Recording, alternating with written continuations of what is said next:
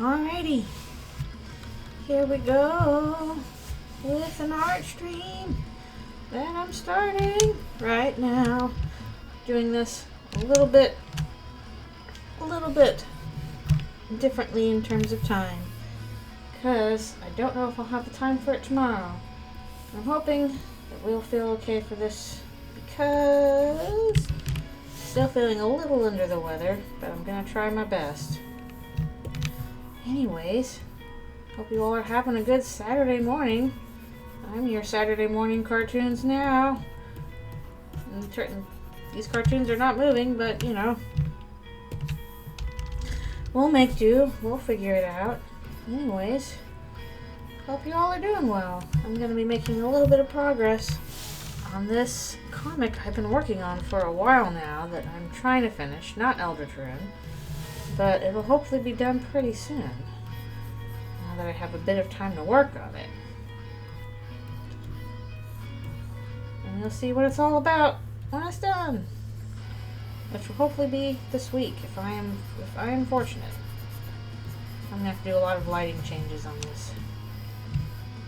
I'm using my palettes.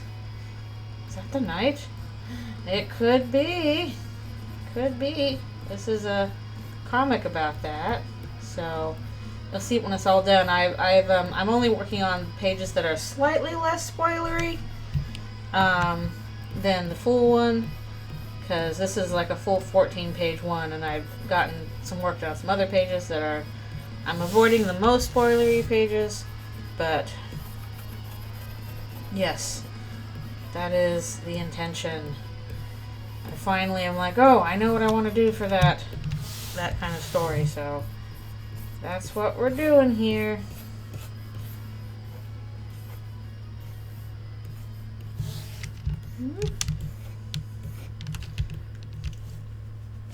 And that's what we're working on today, because I really want to get this dang thing done.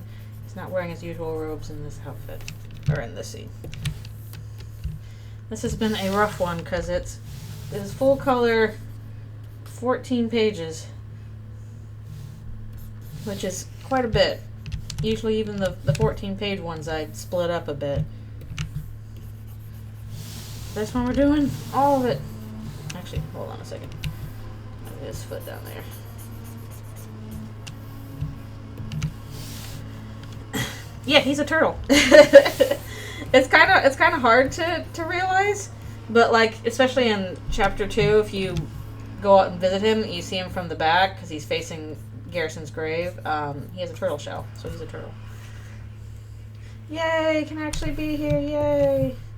I'm sorry about the cutting it short last night for Outer Wilds. I'm kind of concerned now that I might get motion sickness from that game. Because when I started playing, after I was playing it for a while, I'm like, man, I feel sick. I feel kind of like sick to my stomach. Did I eat something bad again? Because I realized it's the second time this happened. And I don't know if it was something I ate again. Because last time I'm like, oh, I think I ate too much, so that might be, you know, why I'm feeling bad. But if it happens again, like the third time, I'm like, shoot, I might get motion sick from this game. And I don't know if I can do a full gameplay if I'm going to get motion sick every time. Is there like means to, like, I don't know, are there settings to help with that?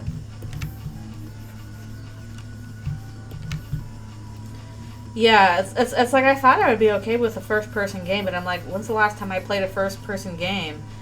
Like, you know, there was the Stanley Parable, but, you know, you can't even jump in that game. They make fun of that. It's all in an office. It's pretty, you know, stable, for lack of a better word. And this one, obviously, you know, your gravity is constantly changing. You're getting bopped around, you know, various planets where, you know, your sense of balance is just, like, purposefully thrown off. Because that's, you know, that's the mechanic of it. You're in different planets. And I'm like, oh no, I literally feel sick playing this. And I'm worried, because at first I'm like, I hate something bad. I, like, you know, there's something wrong with my stomach here.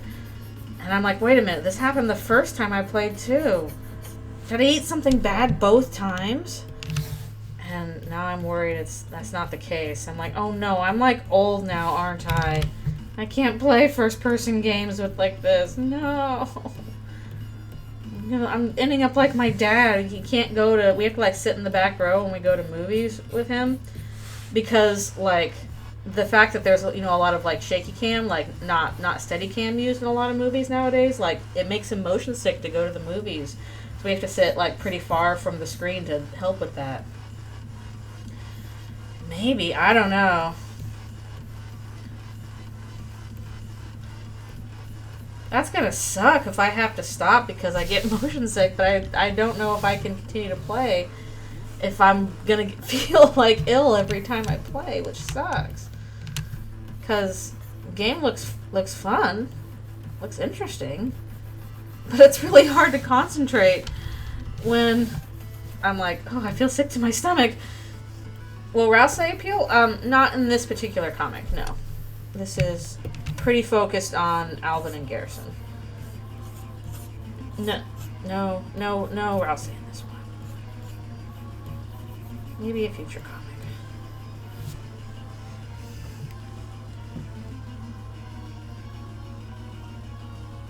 Yeah, I don't know. If there was a way to keep the camera more steady, that might help. Because, at least right now, I'm just constantly getting knocked around on the thing. And just like... Again, I don't know how you would fix that, because the whole thing is like, well, now the gravity is 2.0. Now the gravity is 0.6. Now the gravity is, you know... Oh, you were walking along on Brittle Hollow, well, now you've gone through the black hole, and now the gravity is 0, and you can't touch anything, sort of thing. So it's like, oh no. It's me, the Knight.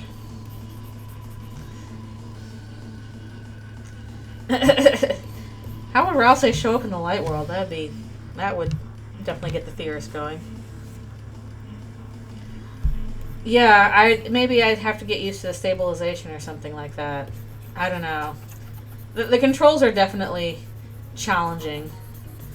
It's like, okay, yeah, you're moving in 3D space and you're moving in 0G 3D space. I'm sure they have those options for you to practice. Yeah, we don't know how Rouse got to the cyber world. He's just like, I'm here now, guys. The end. Woo. We'll go back and do details in this area later.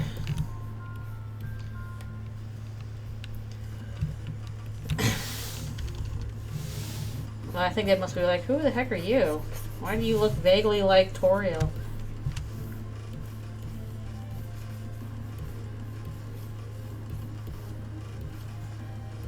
Dang, you don't realize until you like color pick this stuff, but Alvin has really, really pink hair. Like, good grief, that's pink. It's pink. Yeah, that is part of, I'm wondering if that's part of the problem. My monitor has like that slight curve to it. I got it secondhand from a friend, and I think they got it originally for you know, FF14 purposes, which, you know, that can make sense. You know, you're playing third person, helps you get like immersive. It's a nice big curved screen, and but that might be to my detriment playing Outer Wilds, because it definitely enhances that feeling of, oh boy, you are in 0G now. Oh no, that's a lot of snow. Snow day! Well, it's Saturday, so you're not getting off work, but snow day in spirit. I love fresh snow, though. It sounds so nice. You can go out and just, you know, walk through everything. And I like fresh snow. I'm excited for when we get fresh snow. Not excited for if I have to drive in it, but hopefully I won't have to drive in it. If I can avoid driving in it, because I should have done that when I was at Canadian Tire. I thought of it and I didn't do it. I need to get like all weather tires or snow tires, because my tires are not okay for snow. So pretty much when it snows, I'm like, I guess I will not use my car, because that would not be safe. Might need to do some erasing down there. Okay. Sad Alvin. Alvin, character exploration. Just when you were least expecting it. Also, geez, these guys do not make sense with their big turtle shells. I'm like, are the clothes on like over the shells? How do you adjust the field of vision? Is that possible? Is that in settings? I'm assuming that's something in settings. Should be. Okay. Maybe next time I poke at it, I will see if there's a setting where I can adjust the field of vision so it's not like, here it's the full screen, the full curved screen, and you're in zero gravity now. Because that would suck if I'm like, you can't play anymore because this is literally making you sick.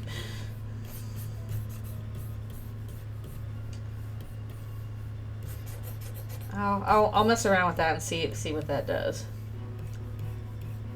No wonder you got to train to be an astronaut, it turns out. It turns out doing stuff in zero-G, even in simulation, is hard. You go to your monitor, turn off your monitor's curvedness. Yes, we are coloring Father Alvin today. We already did most of Garrison, so now it's on Father Alvin. Does not get much mention. Resolution make the screen less wide? Yeah, I'll have to look that up. I will have to see how that goes. I think he is an often overlooked character. He's hiding something or other. That much is for sure. People are literally like, oh, he doesn't have a talk sprite, so he's not important. It's like, are you sure? Yeah, sure about that?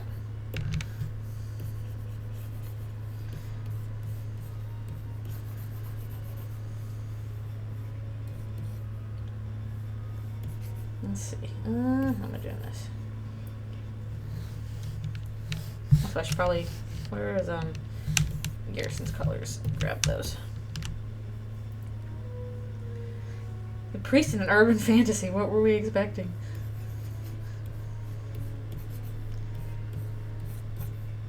I definitely got thrown for a loop when, you know, we talked to him in chapter 2, and he's like, oh, by the way, our religion doesn't have, like, the concept of sin or confession, so I don't know what your brother was on about. And it's like, oh, okay. That'll make things interesting.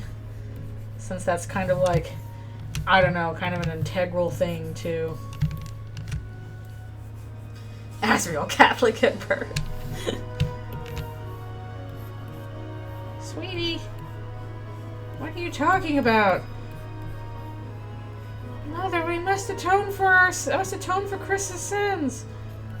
Honey, what's a sin?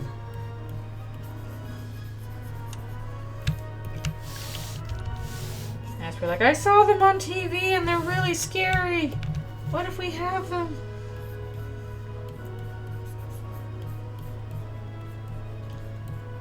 And I am very curious to see, like, okay, this religion does not believe in sin or confession. What does it believe? What are the beliefs here? Please tell me.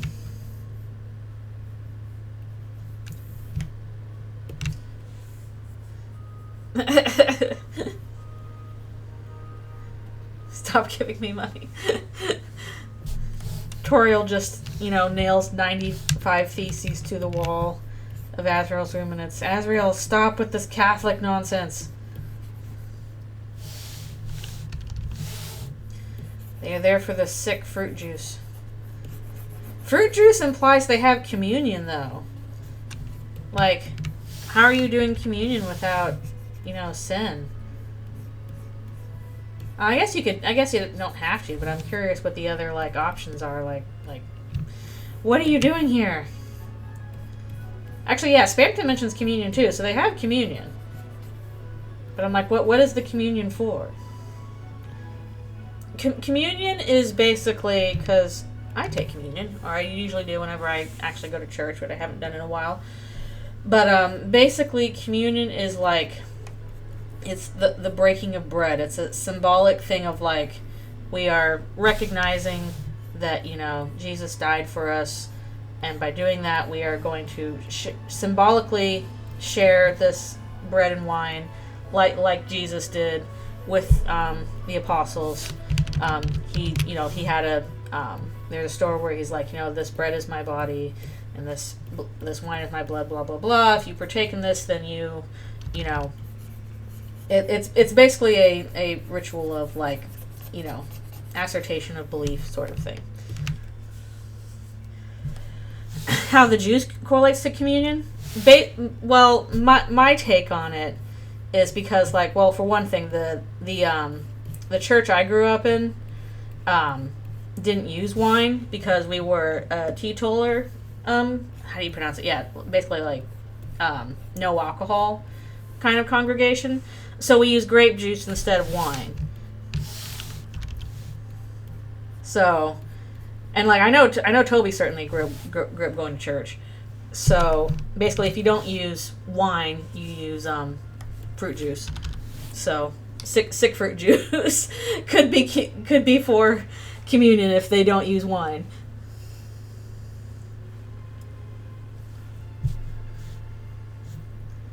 Yeah, but basically, I'm looking at the angels' religion not in terms of like, oh, it's like Catholicism. It's more like Protestantism, which also like Protestants don't do confession either, although they do believe in sin.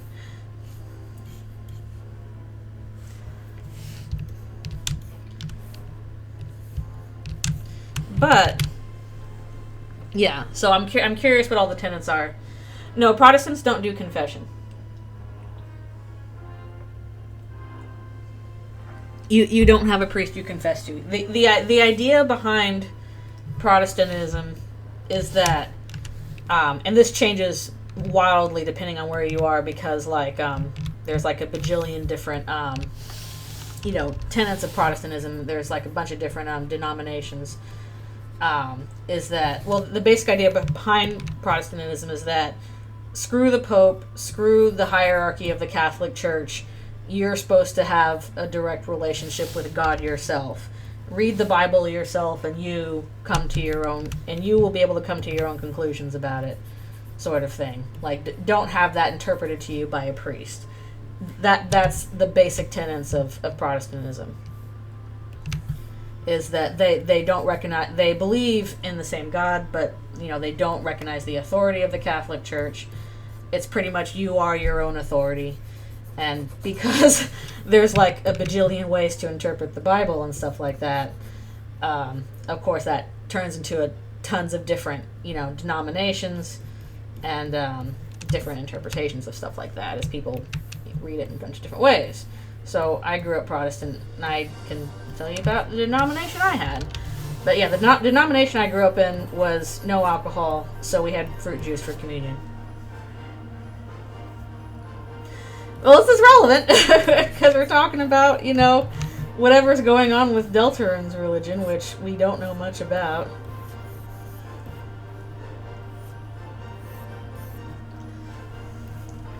Ain't no judging on what people believe, just explaining Protestantism, which I didn't think needed that much explanation because, like, it's so friggin' prevalent in, American culture. American culture pretty much is Protestant culture. That is how it was made.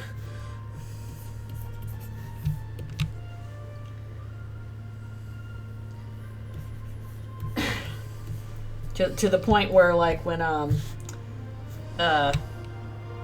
good grief, it was Kennedy, it was JFK when he was elected president. That was kind of a big deal at the time because he was Catholic and not Protestant. Nowadays it's like, well, that's kind of silly, but at the time it was like, oh my goodness, we elected a Catholic president? Oh, I don't know about that. Like, people get really pent up about it.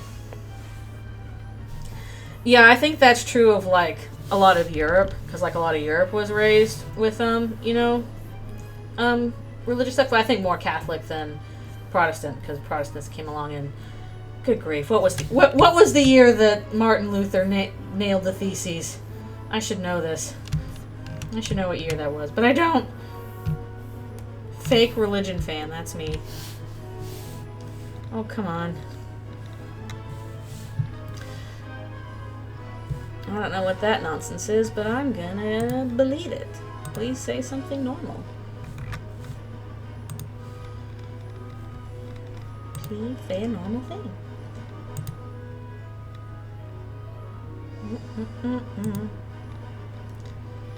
Ugh.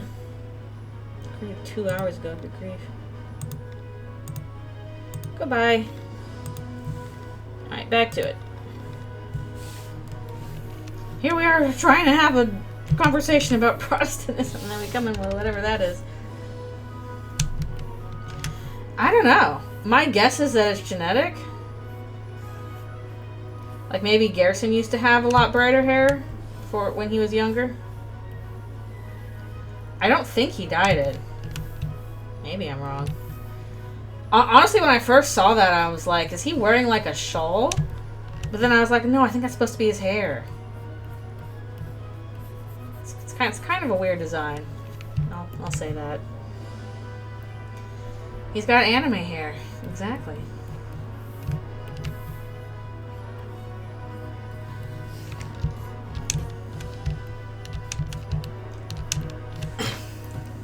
Gotta have pink hair.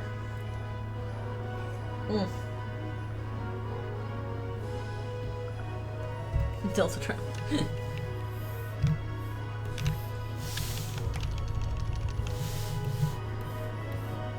I'm gonna have to throw in a lot of multiply and overlay layers to kind of tone down the colors on him, because colors are so bright in the sprites. Super bright.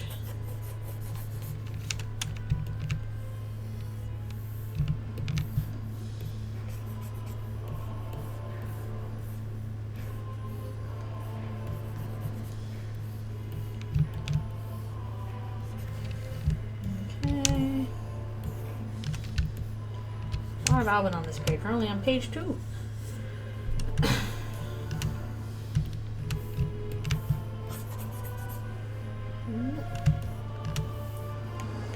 Also, his hair is very long.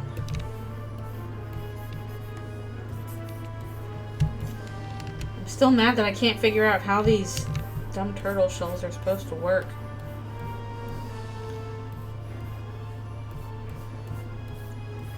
It feels like they're like wearing them like backpacks.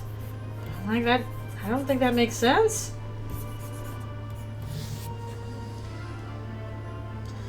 Good luck writing.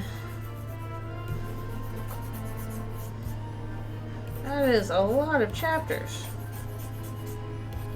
That is many of them. Oh yay! Good luck on storyboarding too. It is a lot of work. I just finished boarding on a new episode. Yay for work. Had to have a little bit of help with it. One of the sequences, but otherwise not too bad.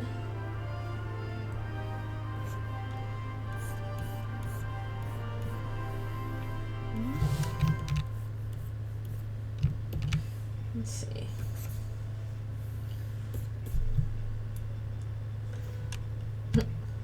That would help find it if back to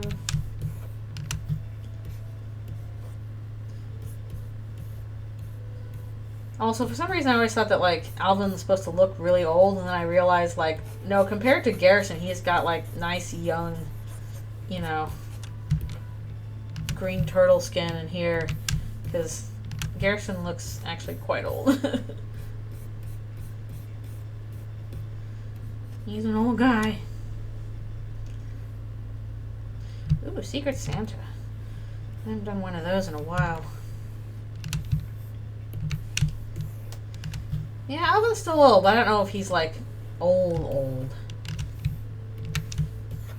I'm guessing he's probably like the same age as like Toriel and Asgore. As opposed to like Grandpa.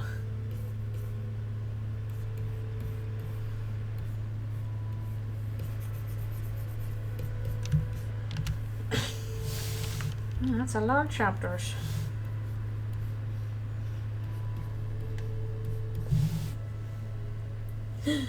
Dun dun. Oh no, the Toriel Carol shippers will be devastated.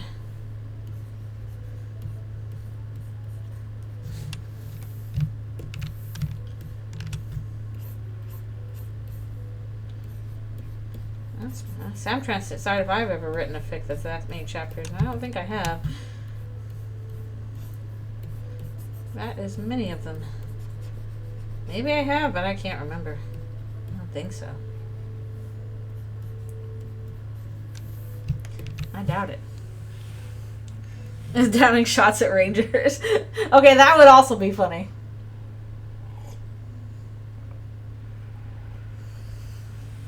Okay.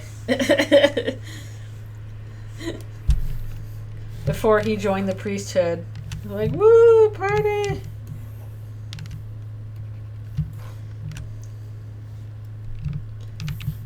They were all super wild. And then they grew up and got boring. That's why you need the dark world, to make you less boring. That's true, that's true. It's not a sin. Not a sin to get them ragers.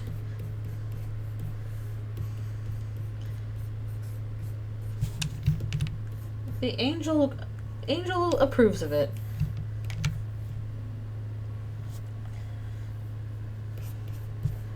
No sins, go hog wild, woo!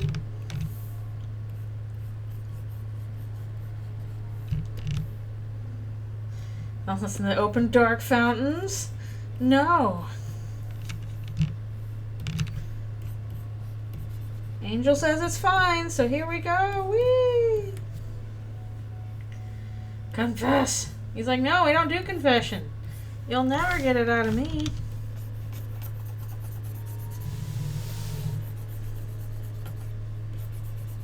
Let's go back in and do like inside the mouth stuff later.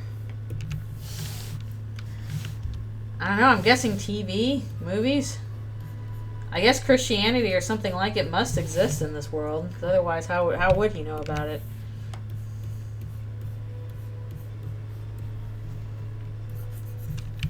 And it's one of those weird human religions.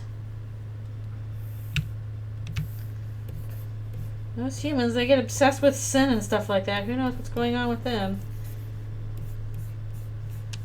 How to raise a human.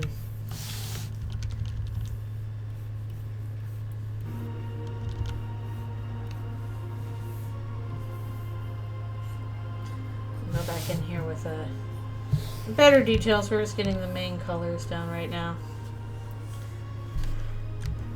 The second coming of Christ. Okay. It is, wow, time is flying. So it is time for me to do a little stretch and stuff like that. And also, I will BRB real quick.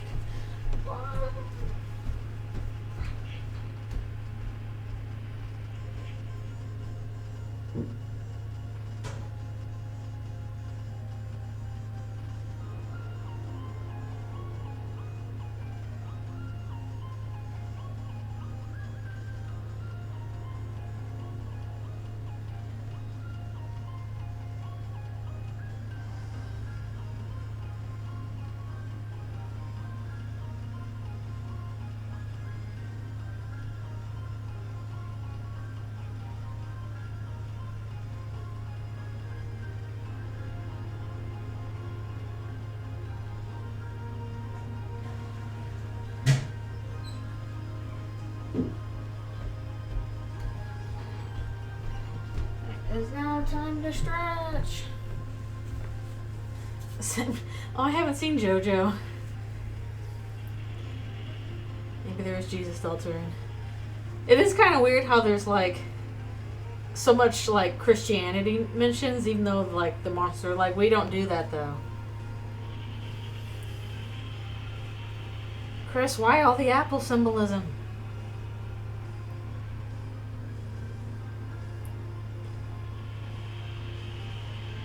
And the devil symbolism. Themes or something. Secret themes. Or not so secret themes. Yeah, they can't. Maybe if Christianity is like a human religion but not a monster one, it's like they can't escape it. It's culturally everywhere because there's more humans on Earth or something. I wish they would give us more background on that.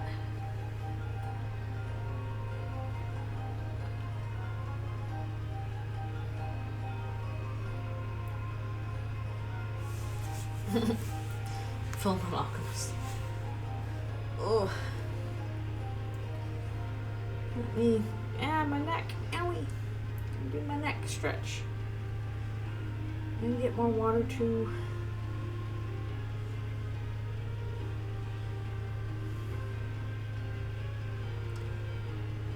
Whew. Sorry about coughs too. That's still a problem. When will it not be a problem? I hope soon. Chris is apple themed. Awesome. Apples are cool.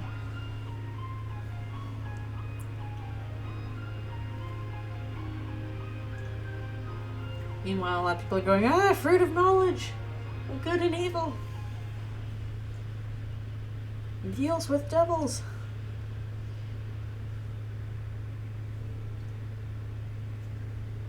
Susie thinks apples are awesome too. I want to bite their head off.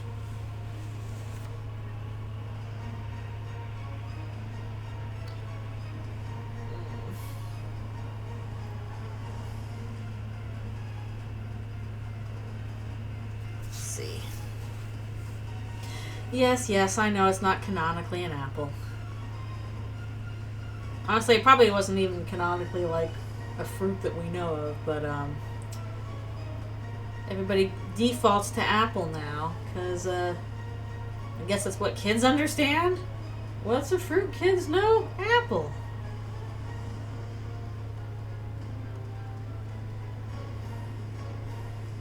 You gotta make it an apple because they're like, and then Eve ate the fruit of knowledge of good and evil. They're like, what was the fruit? Oh, it was probably some kind of fig or pomegranate. What's a pomegranate? And then your lesson's derailed.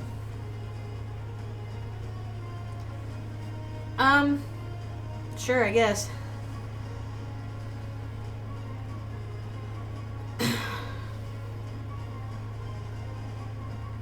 Sorry about ads. I'm still doing my stretches. We've now introduced kids to pomegranate. And I will be right back for one more stretch and more water.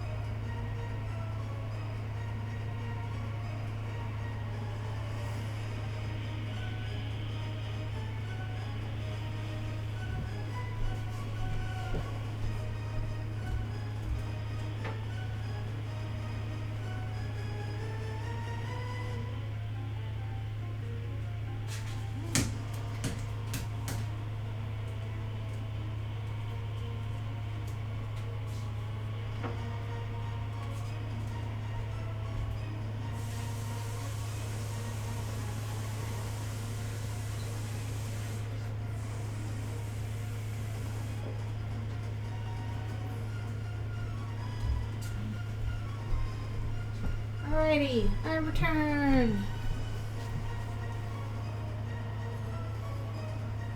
I think monster energy is a thing in the Deltarune world.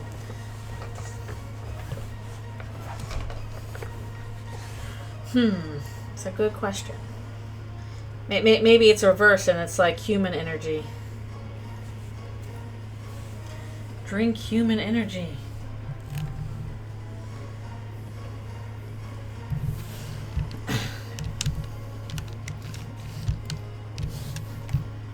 Monsters are like, is that like offensive to you? And Chris is like, I don't know, whatever.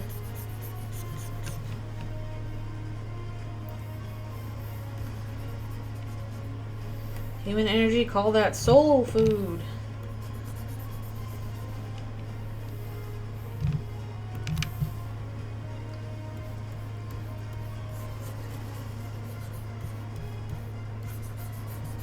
Well, it does kind of seem like monsters and humans' souls are not all that different in this universe. You kid want some energy drinks? We call it human energy.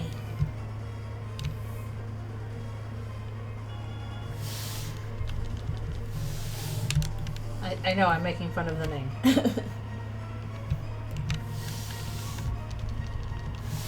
Abandoned monster towns.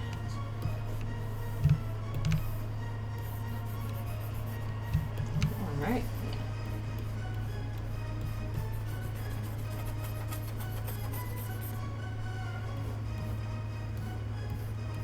We at least know that they do giant human movies in addition to giant monster movies. Gotta cover everyone.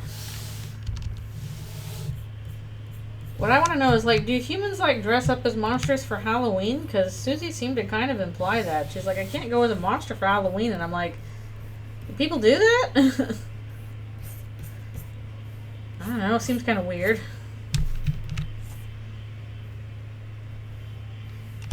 We don't know what Chris went as for Halloween.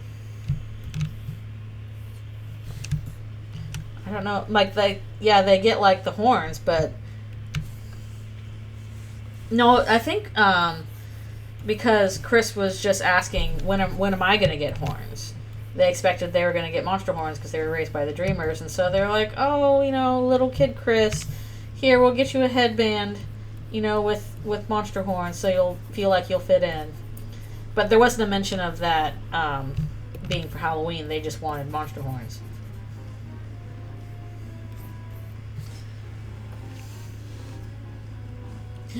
No, not the Redditors.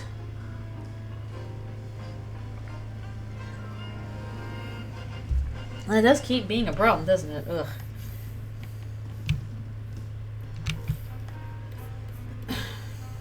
Yeah, I don't think it was for Halloween. It was just, they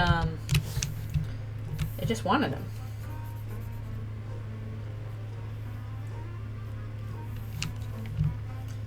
And we don't know what happened to the horns, but I'm betting they have something to do with Ralph's, eh? Seems like a pretty obvious setup. I'm gonna have to erase that again. That feels like it's in the wrong spot.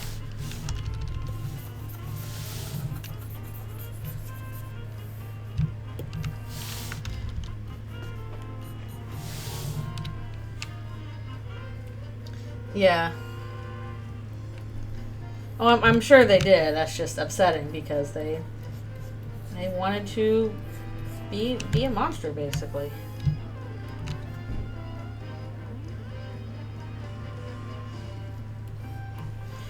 She didn't say that they won't take them off. She said, oh, you wore that for months. Whatever happened to them?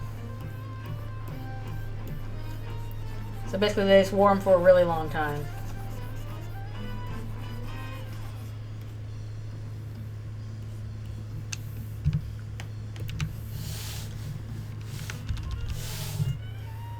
I don't know that there was a deadline for that. She just said, I think she just says, like, oh, you remember when we got you some monster horns and you wore them for months.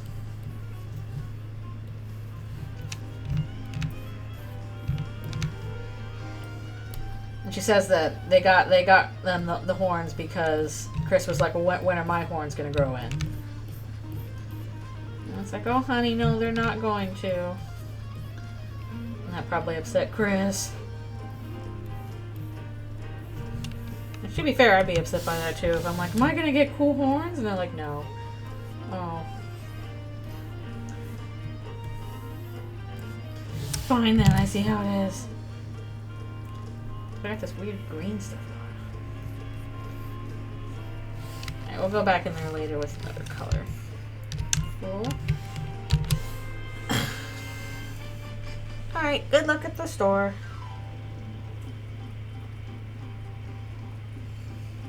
It means Ralph says their monster Sona.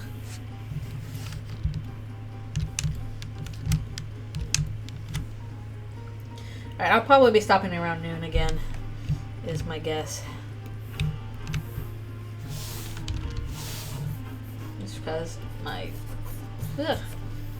throat is still a problem, which is annoying.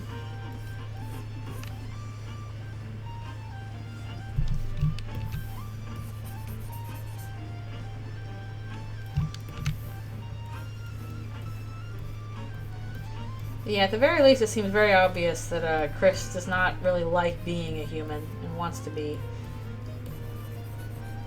a monster like their family. I know, we really should. This month, it's been nothing but trouble. It's been really annoying, actually. Just when I think I'm past it, it's like, no, now your throat still feels bad again. I'm like, what did I do? Literally, why is this happening? Why are you like this?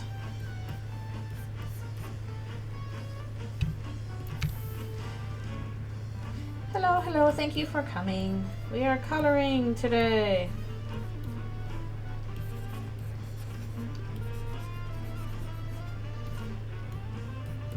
No, I have to go back in there later with a bit of cleaning up.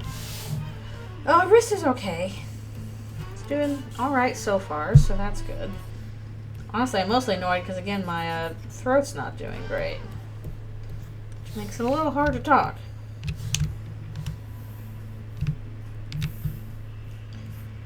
I think not having a long stream, just like a shorter morning one, will help both wrist and throat.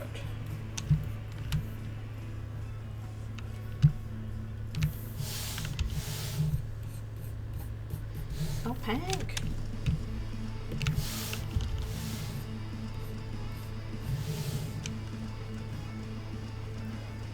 Oh yes, that is happening soon. Also, if any of you guys follow Under Event, you should check out a thing that is happening for it soon that they're going to announce that I helped work on. I'm sure I'll share it once the thing itself is shared, but you should check. It's just a small thing. I don't have like one of the big projects they're going to showcase, but I helped out on a side thing that will probably be premiering pretty soon, I think.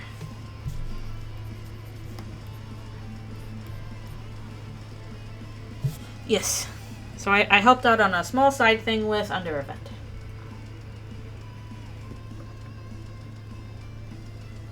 And it was very fun.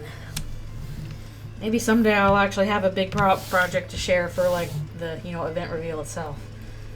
But for now, it was fun to help out on a small thing. I'm sure you guys will recognize some of the other artists that worked on it too.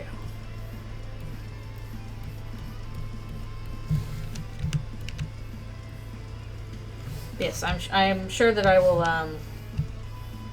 share it once it's premiered, which again, I'm pretty sure that's today. I think it's today, so that'll be soon. Soon.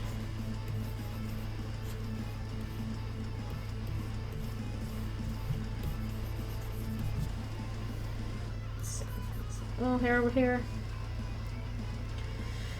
Yeah. If you have enough of it.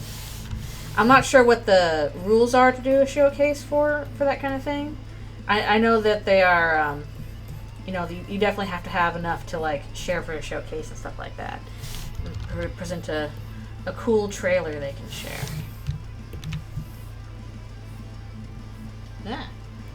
Yeah, where am I going? Couldn't find the dang outline.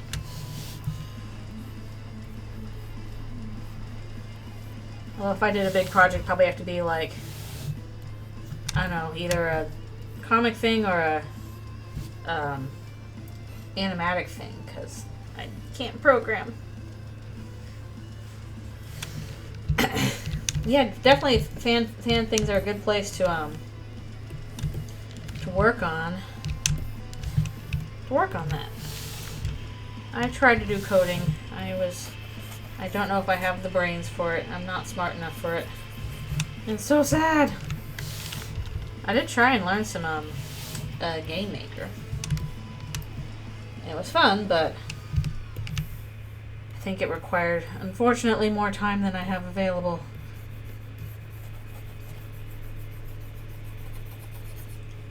But yeah. And I think they said that the premiere is going to be on the 21st, so I should hopefully be able to watch that. Because if it was like 23rd, I'm leaving for home on the 23rd, so I won't be able to see that. But 21st I can manage.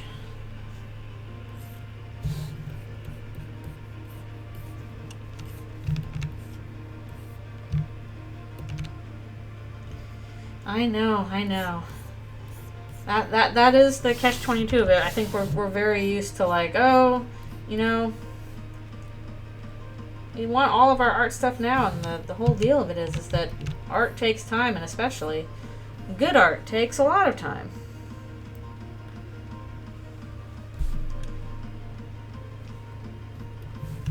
Oh, that'd be fun.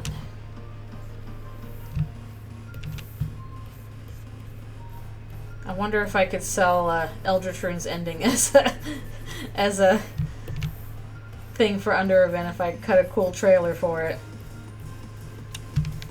It's good grief, that's probably going to take me like a month just to post it. 20 parts long. Whenever I finish it, I'll work more on it tomorrow. Try it. Here, want to see the ending of a comic in which, you know, everybody's monsters and a lot of horrible death? What? That's totally in theme with, you know, Undertale. Perfect logical sense. That's true. They can just say no. Oh no. And then I'll be like, gosh darn, and move on with life.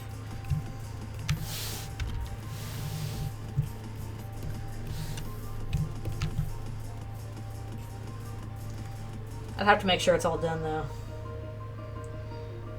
Well, kind of. I don't know. Obviously, the tone is extremely different.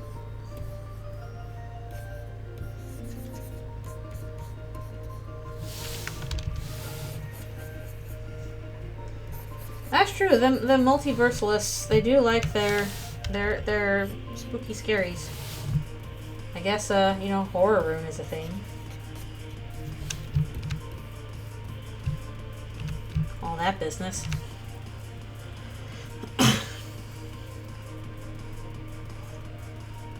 Also, just all new. Dust Deltarune. Distrust Deltarune. Final hour. Hello, thank you for coming. Thank you for following. Put Sans on the cover. The problem is that in Deltarune, Sans is just a guy. He's not that exciting. He's just a human guy.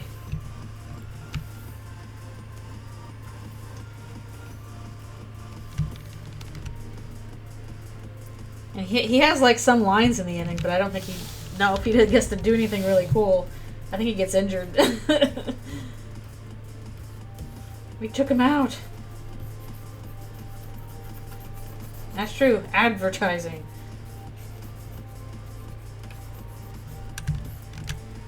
He's just on the cover of the Undervent premiere. Yes, this definitely has a Sans in it. Surprise, it's mostly about everybody else. Put injured Sans on the cover. Papyrus is helping him up too. Oh, that's gonna definitely that'll draw it. Dust Belief Deltarune Sands.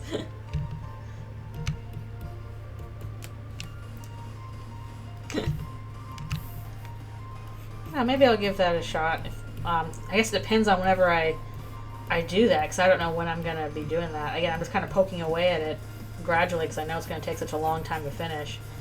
And I've still got, you know, stuff in the middle I want to do. A bunch of middle scenes, and once we get chapters 3 and 4, that might get some more inspiration for it.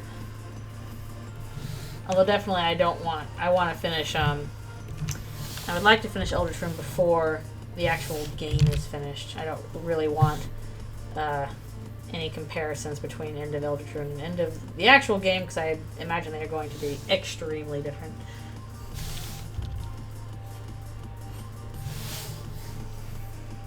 Extremely different. Okay, again, these are just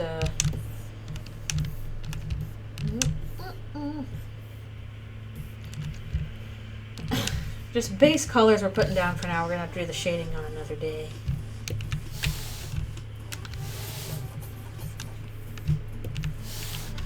I guess what I would need to get is some editing software. I don't really have good editing software. Even for the animatic, I just used Storyboard Pro itself, which isn't really editing software. It can make a movie, not a good edited one.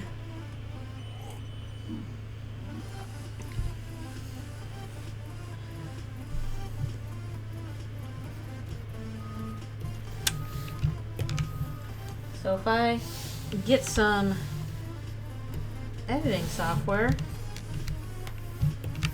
I don't know, maybe I can, on color. Maybe I can cut a cool trailer and be like, here,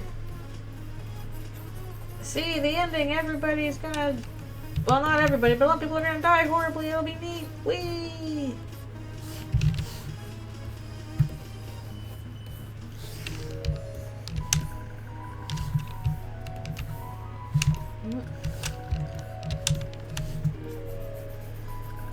I feel like I made these shells too big in some places. There are not many references for Alvin. And of course for Garrison I had to look at the Undertale sprites, because we don't have a sprite for him in Deltarune. And probably never will. Because he did.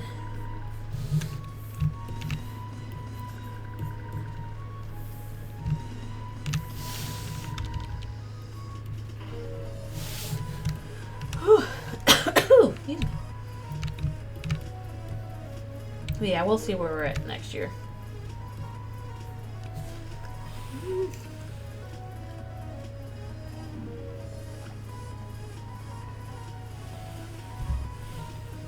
Yeah, sorry, I need to keep drinking water. Throat is blessed still. Very blessed throat. Oh yeah, sleeps are important. Thanks a bunch for coming to the stream and for chatting. Again, this will hopefully, with luck, be done sometime next week. The sooner the better. I've been spending so long on it.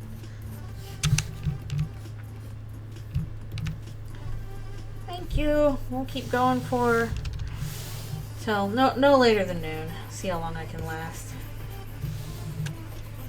Throat is still being annoying.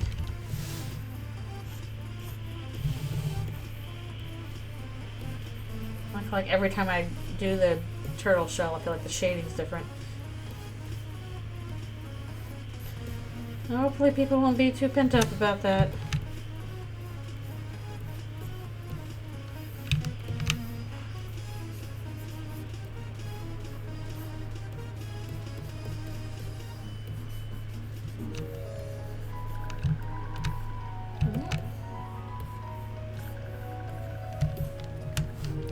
I feel like this is actually kind of more coloring than I did on the previous colored comics, but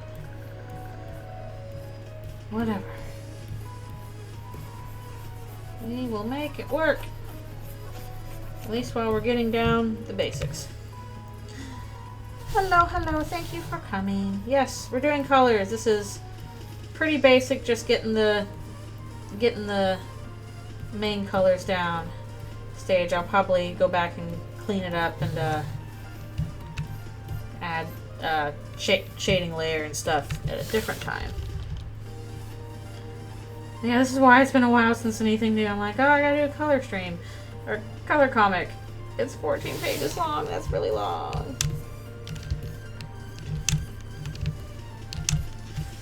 Whew. But it is going slow but sure. At least backgrounds are pretty much done. Those are what took a while.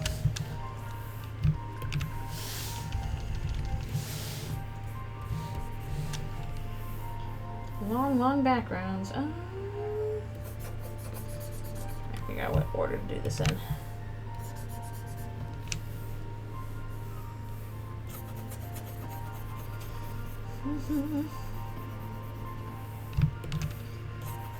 Wait, oh.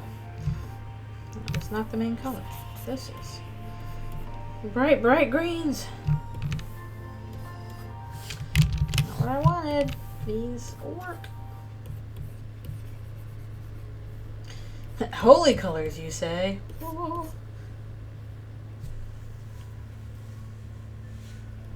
Oh, that would be a nice idea. Bob Ross art stream. I'm guessing that's just Bob Ross episodes, like, in order. The whole he plays. Interesting title for a song, for sure.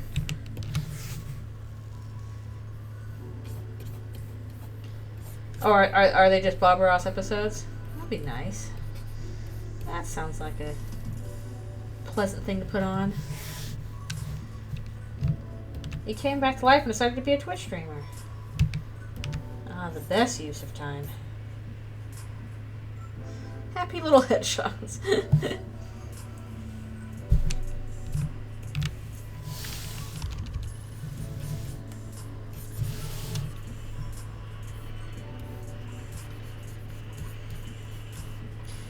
You know, I never actually really seen much Bob Ross.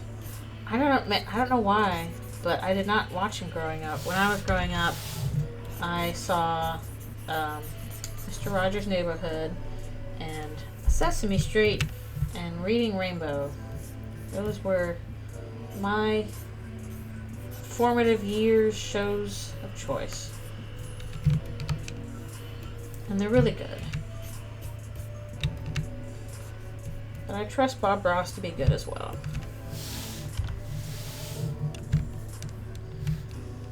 Sometimes I just forget he has a beard, apparently. Not draw it on. Or something. Oh, shoot. I should have done the neck first. Oh, I gotta go back and fix that. Whew.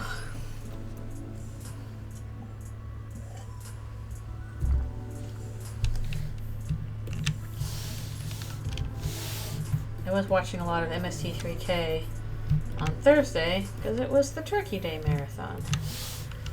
And you gotta watch the MST3K Marathon on Turkey Day.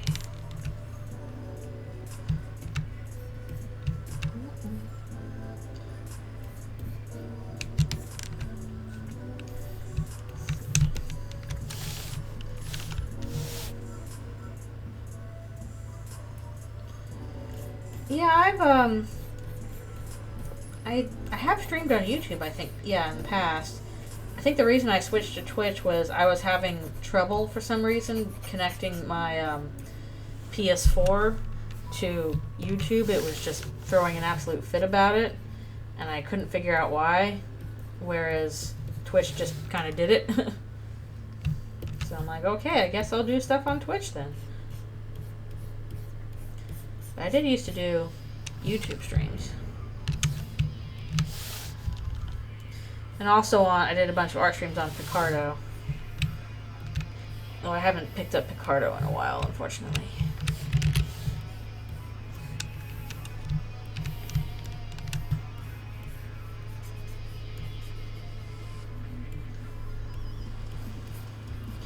I'm not sure what they have going on over there. Picardo was like, it was fine for art streams.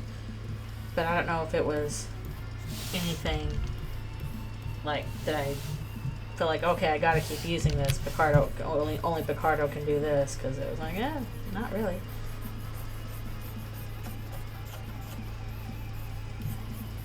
It was fine though.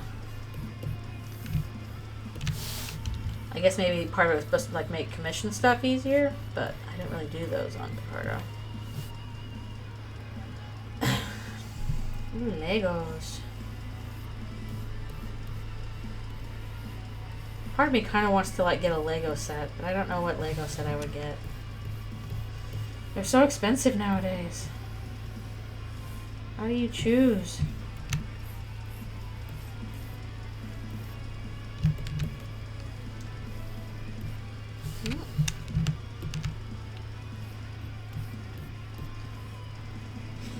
Deltarune Lego set. You're gonna pick a place to have a Deltarune Lego set of. What would it be? Like obviously you have the characters and stuff, but like what would the setting be? Oh, that's fun.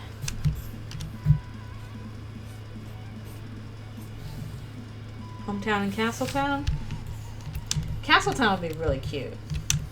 You have your big castle and all the other stuff around it. Yay! We're on to page 4. Okay. This might need to be the part where I take a break. Since we're starting a new page. I kind of doubt he would. It seems like he mostly just sticks with Fangamer for the merch, which makes sense because Fangamer does really, really good game merch. Yeah, the Bloxers seem to already be Legos.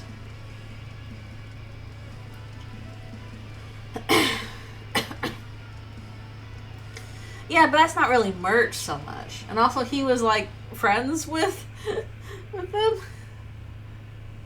Like literally beat him in Smash. And even then, Sans barely got into Smash. It was pretty. It wasn't even like, you know, a separate character. He was a Mii costume, which feels appropriate for him. But I don't know if that's the same as like, oh, the character is officially been. I mean, maybe it's the same as the character's officially been licensed, but not quite.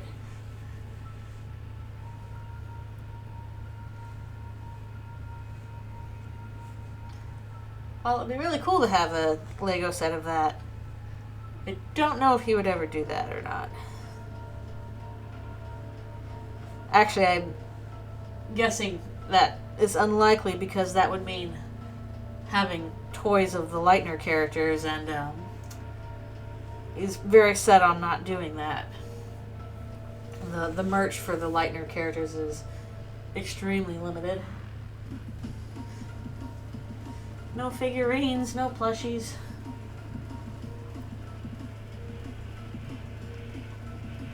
So if we did that, it would have to be like, you know, the Castletown set, and it would probably just be like Rouse and some Darkners. Yeah, the Light World characters are not meant to be toys. I'm sure that there is a reason for it.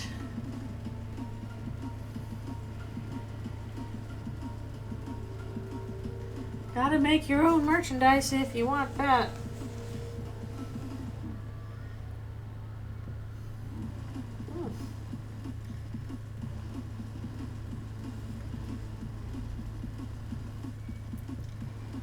I find it interesting that he says, like, I was kind of figuring no toys of the Lightner characters, you know, at first, and then that feeling has only gotten stronger with time. So, I don't know, I find that interesting. All the more set and not crossing that particular line.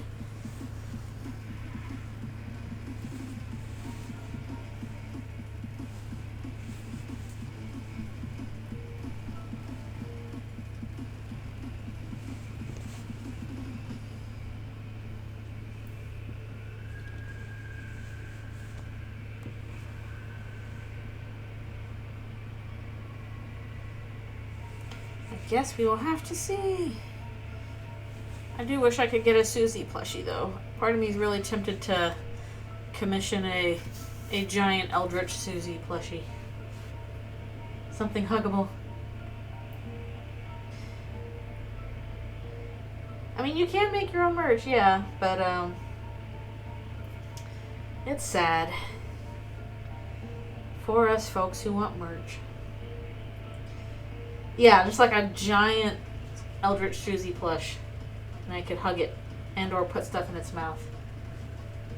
Yeah, the in-game Susie plushie is so cute. She's like, I got angry eyes. Look at me being angry.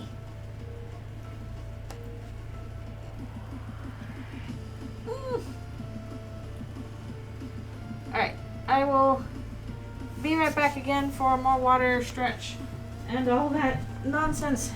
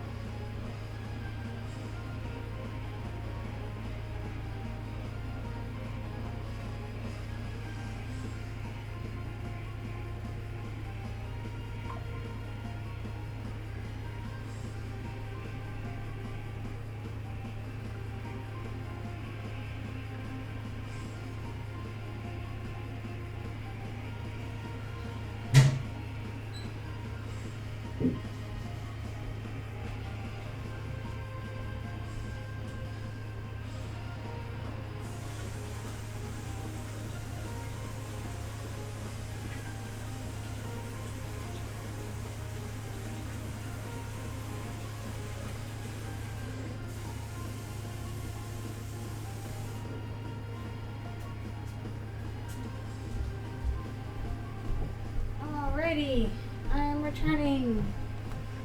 Ooh, tea.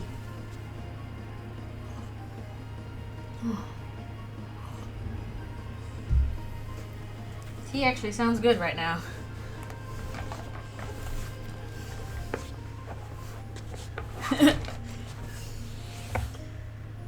Well, that's a lot of stuffings. You exist again, I exist again. Something like that.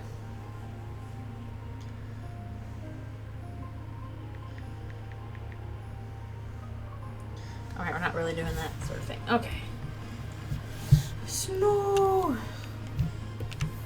What do you mean we cannot use the brush? You shush, I will use the brush. Not on that one, I guess. Here. Snow is fun, though.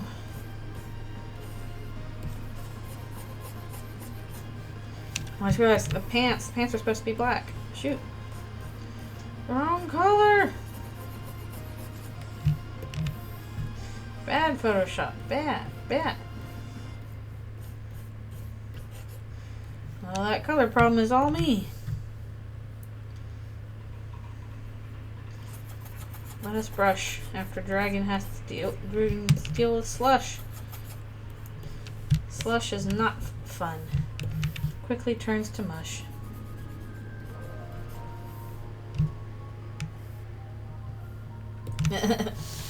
No rush. Ah, yay, pun time. The best time.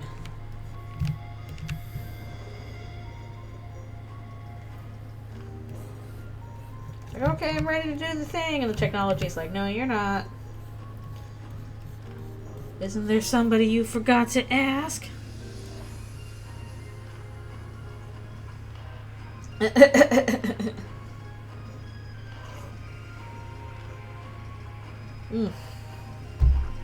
throat's still a problem, so I'm trying to drink a lot of hot water.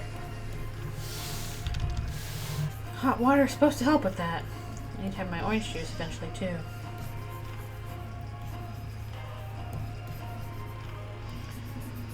Genius of rhymes and puns. A pun can rhyme, but a rhyme is not necessarily a pun.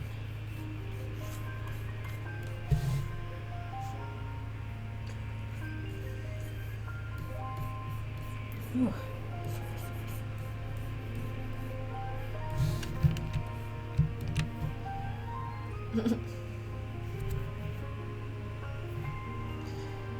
There are also hill areas. Oh, I get it. Hill areas. Ha ha ha ha ha. I see. I get it.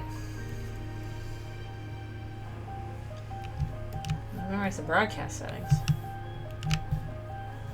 It's just peak humor. Oh, brother. I see what you did there. So don't worry about it.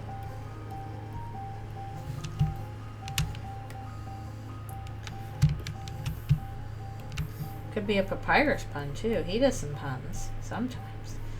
He just thinks that Sans' puns are not good. And rhymes is a problem. No. It is surprisingly difficult to write and rhyme.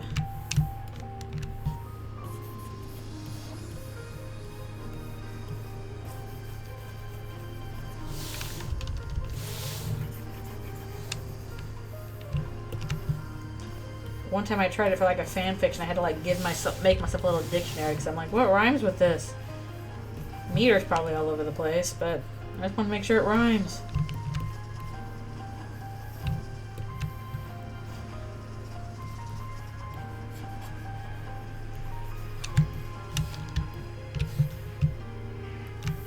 I'm doing the beard. Hey, since these turtles have beards, maybe they're actually bearded dragons. Wah, wah, wah.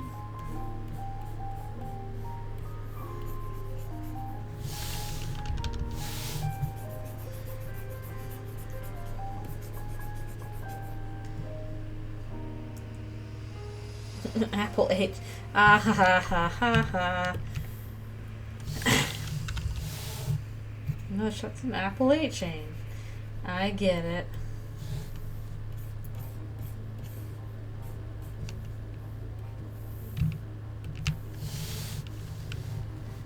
Don't think about how reptiles have hair. It's not important. It's not important. They're monsters. They can have hair if they want. What's weirder? For reptile monsters to have hair or for mammal monsters to have hair? Because they already have hair all over their bodies. But then they have, like, hair that's not that, just on top of their head and their eyebrows.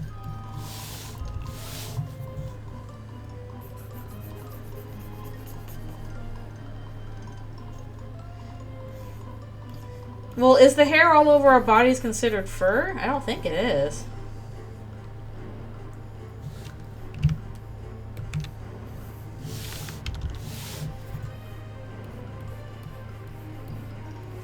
Like, fur is different from hair. Yeah, reptile monsters with breasts is always kind of like, choice. Not sure why you made that choice, but, you know, okay. At least, like, hair is, like, I don't know, you can make some weird excuse for it, but it's like, literally the point of a reptile is that they lay eggs and they don't have milk.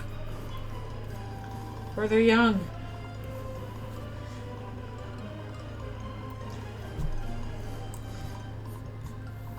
Can't piano a tuna? Well, not with that attitude.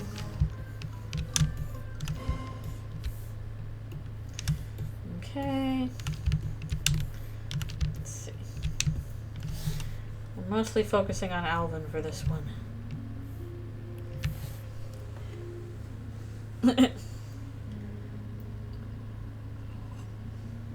Hair color, the only thing with distinct hair, yeah. I think you kind of gotta, like, I don't know, breed it into other animals or something.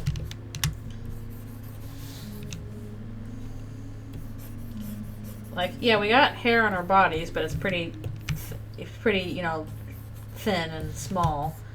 Except for the tops of our heads and our eyebrows. Well, I guess some people have more hair on other parts of their bodies, too. Some people are just kind of hairy.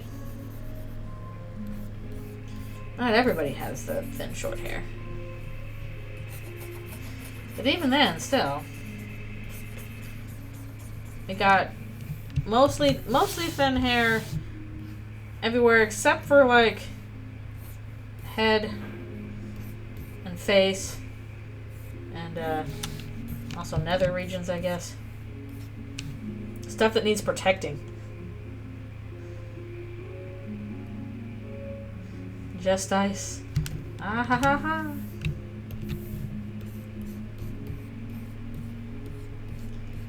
So maybe that's why monsters have hair. They just need it for protection too. Gotta protect. If you have like a normal large brain, you need like hair to protect it, regardless of, you know, whatever else you got going on. Well, our album's gonna need many hugs, probably. Not a good day for him.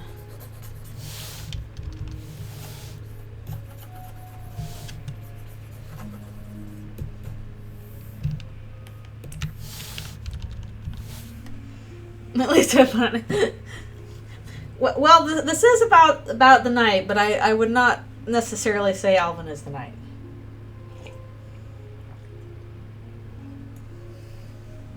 This is me finally getting into my knight theories. So I had those cooking forever, and then I was like, okay, I don't really know what I'm going to do about this except explain it. And now I'm like, okay, I have, like, story. I have, like, dialogue. Now I can do it.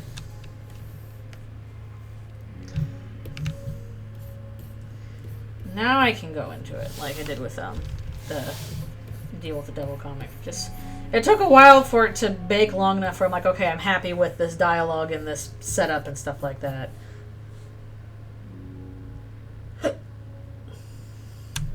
Yeah, it did seem to be the case in Chapter 1. And then by Chapter 2, it's like, nah, no, this does not seem to be the case.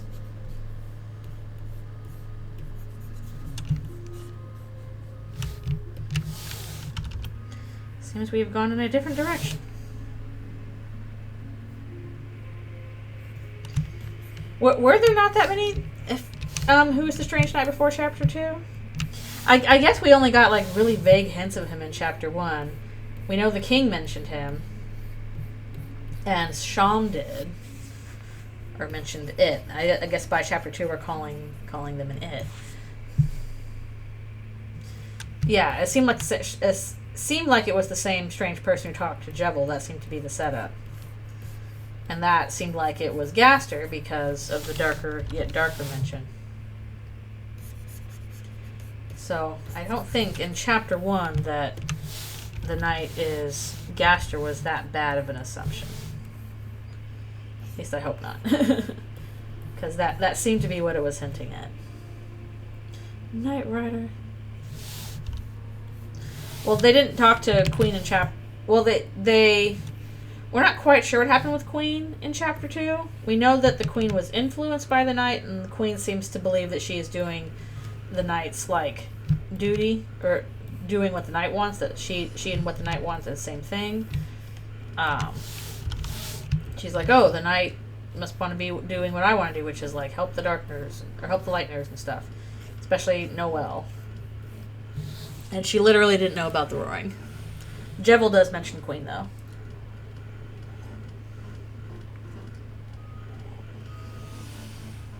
It seems that, like, basically, whoever creates that dark fountain has some influence over how the world, like, looks and behaves.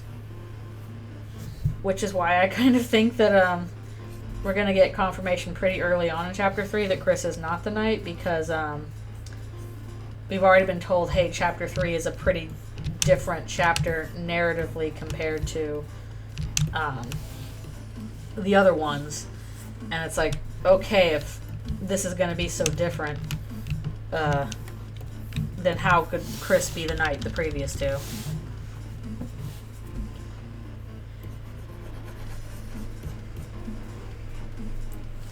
Yeah, Queen narrative. Yeah, comparatively. Because basically, what Toby has said about Chapter 3 is that it's like, oh, this one is kind of an odd one out, you know. It's not really plot heavy. It's a lot of, like, you know, I guess weird stuff happens. Just a lot of weird stuff is happening, and then it will go back to more plot driven in chapter. Oh, doing the rhyme thing. Okay, I see. And then it'll go back to more continuation of the plot in Chapter 4, which to me reads like, okay, if Chris is the one that made this fountain and shaped it, then it doesn't really seem like they're doing this for some grander thing. It kind of sounds like they're doing it just to see what they can do with it.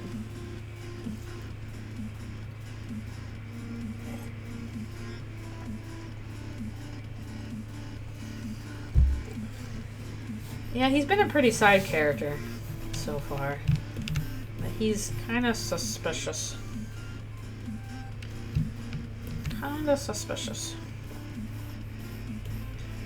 Especially if we actually finally get to go to church in Chapter 4. Figure out what's going on there.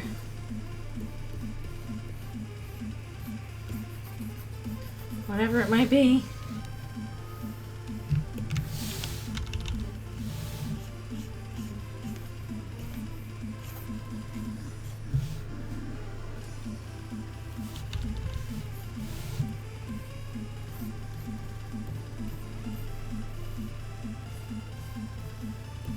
Now, I feel like we basically have like a 50-50 chance in Chapter 4 of the Dark World either being at the church or at the holiday house.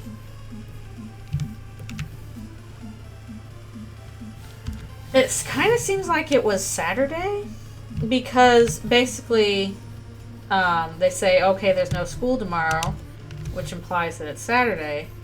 But then Rudy also says, hey, Noelle, I want to go to church with you tomorrow, which implies that church is on Saturday.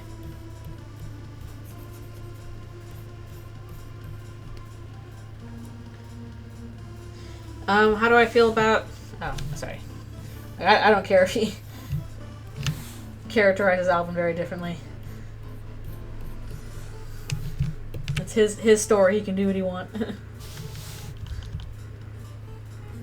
I mean, in Chapter 1, I thought that church was on Sunday, too. That was the assumption. But it seems like it might be different.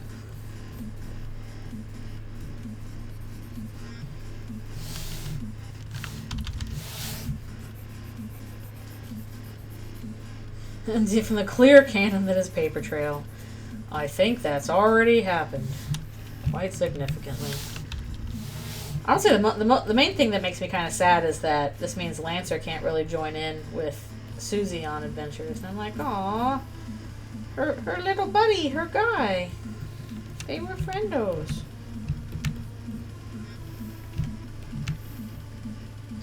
I hope so. Otherwise, he's just kind of hanging out in Chris's spacious pants hole.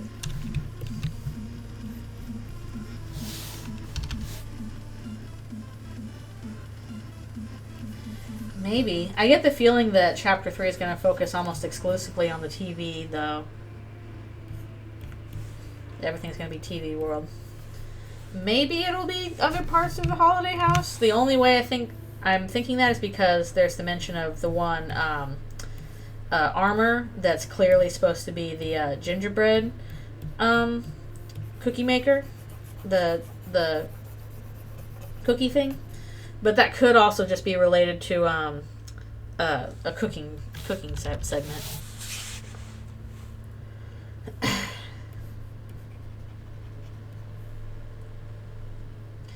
It does look like Chris and Asriel's room, but at the same time, that kind of looks like a hub room, and especially because a green room is like usually where like the talent hangs out before starting the actual show and stuff like that. That's what a green room is. So, but then again, if this is all Chris's influence, then their own space is going to be a big part of the influence. Yeah. Well, to be fair, Chapter 1 is like board games and card games, so I'm not sure how much cultural influence factors in.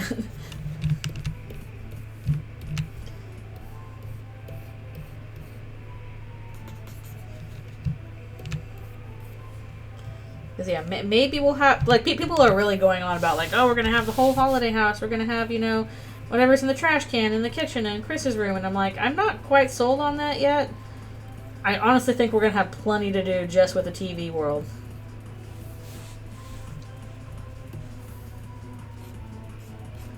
But we'll see. I could be wrong.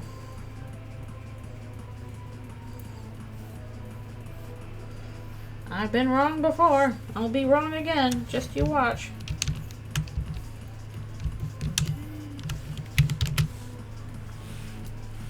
Ugh, keep drinking water.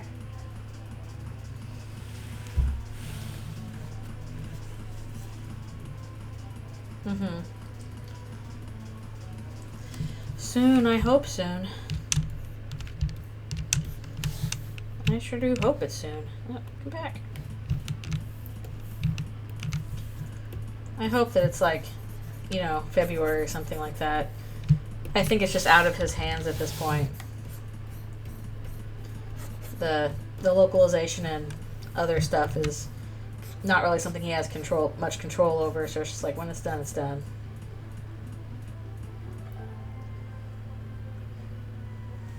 Yeah, I need to, I really do want to do a replay of, chapters 1 and 2. Maybe I'll do that on stream. But I want to do that closer to when the chapters 3 and 4 are out, so I'm kind of waiting to see when that happens. Their cell phones don't even work in the dark world. Technology, no worky.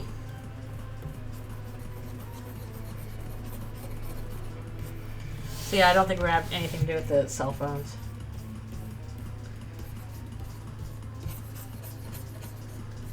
Except as maybe relates to Gaster.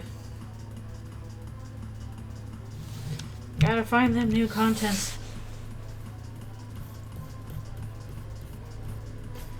Yeah, part of me wants to do the beta test of the game changer thing. But I think other people might be able to have the time to handle that better than I can. You need the Gaster SIM card. That's what he'll give you. No eggs, just SIM card. What do you do with this?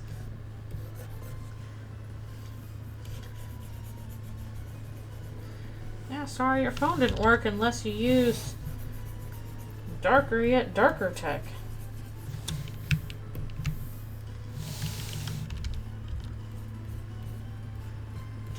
I feel like something else is going to come up on the fact that your cell phone doesn't work, and your cell phone basically stays the same, doesn't turn into a different object, but it also doesn't work in the dark world. You just get Gaster noises. No, we're turning them into more, because every time we put the eggs somewhere, the eggs start multiplying. And so we're getting more SIM cards. We're going to make a killing on the market. Selling all these SIM card copies that we didn't have to actually produce. They will hatch out of the eggs.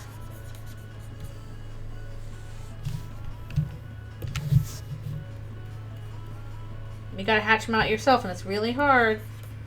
Don't break them. Deltarune Chapter 3, Market Manipulation.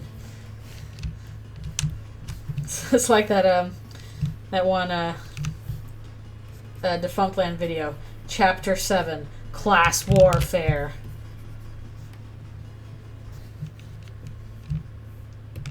Oh no, but Chapter 5, they're all gonna turn into meme stock apes. No! They're gonna be trying to get us to buy Bed Bath & Beyond. No!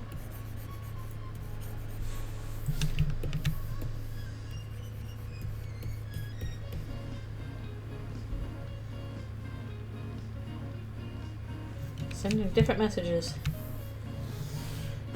The Big Short, no!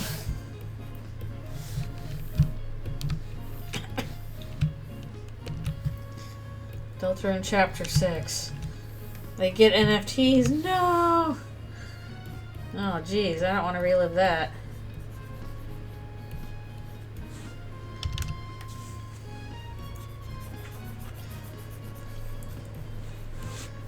Then they invent Bitcoin, and that's what causes the roaring and the world ends.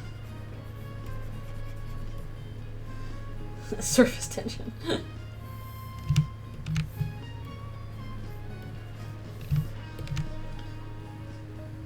No! Oh, that would be the bad ending. There's only one ending, and it's the worst possible one.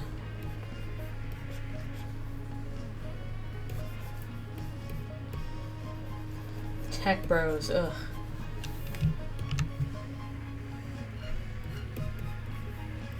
That would be terrible. Okay, got this one done. Yay. Every save file counts as an NFT. No! A bad ending, they don't have money to finish the game.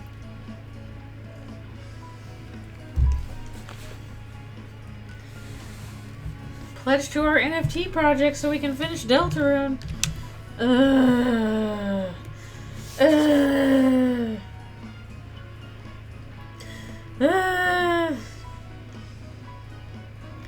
Yeah, seriously.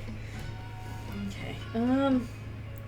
Did I have a color for the notebook? I think it was green. I hope it was green. Good grief. I can't remember. Let's make it green. Nope. Wasn't there something else I had? No, I could have sworn I had another green color here. No, I don't have it.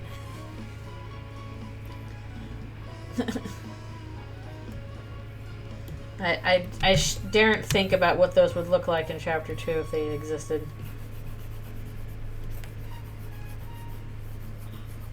I'm sure I would have made fun of them in some way. Spamton. NFT Spamton. No.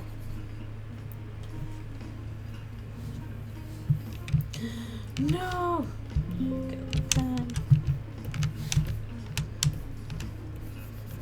Change the colors on this too.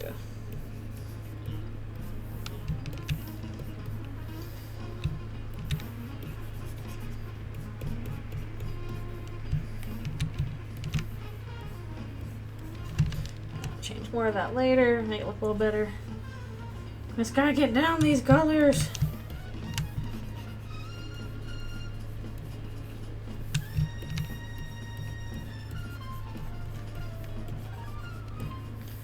Always clean them up later. But yeah, that's bad ending, Deltarune. Good grief. Forget friend inside me. That would be disastrous.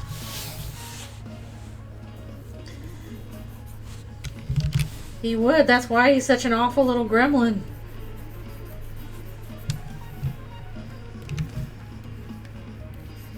That's his whole thing is he made some really bad deals and it ruined him. He is the kind of person exactly to take very bad deals and ruin them. And be ruined by them.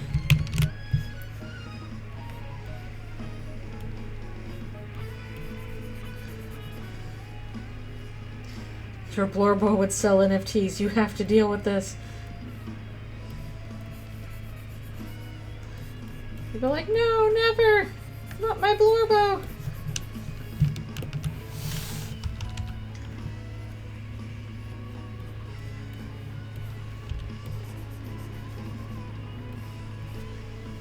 I'm so sorry to tell you this.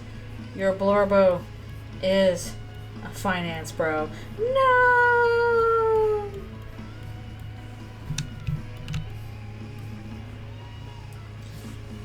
Hashtag not my Blorbo.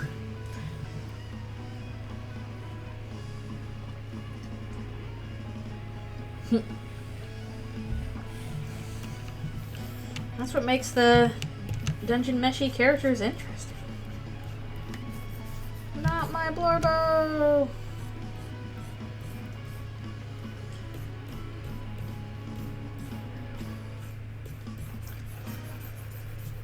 Whew. It's a very, very good show. I'm excited for more in the future. Adventure Time. That'd be a different one. Yeah, different one.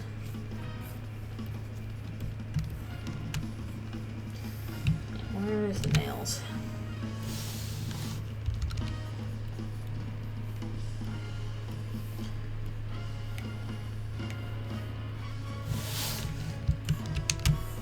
Okay. It is a good show, though. You should see it.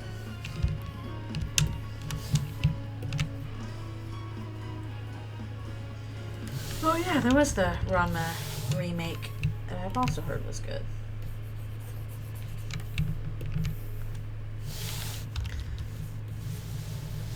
Excuse me. I'm mostly familiar with the original because I had a friend in college who had so much classic anime. So much of it.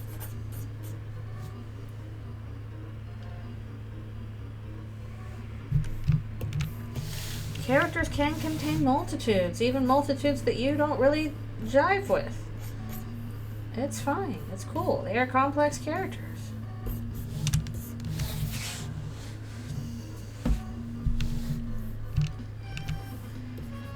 Okay, we'll probably do simple colors on here, and then we'll go back and do the more advanced ones later.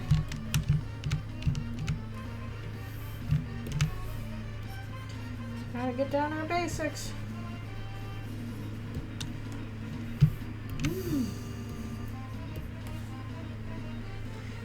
Yeah, I figured so. Very popular back in the day. It was a big one.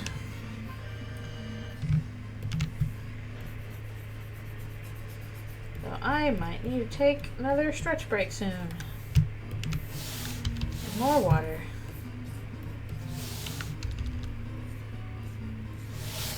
Yeah, we'll do that before we continue on.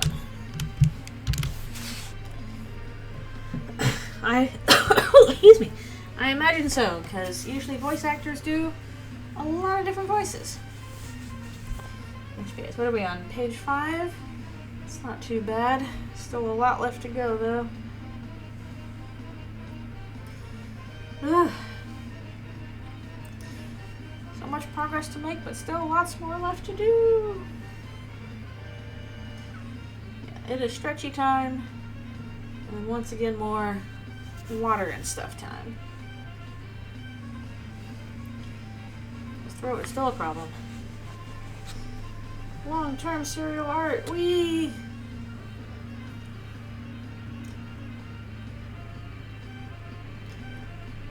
Good for job security, anyway. Well, sometimes, not always. Ooh, excuse me.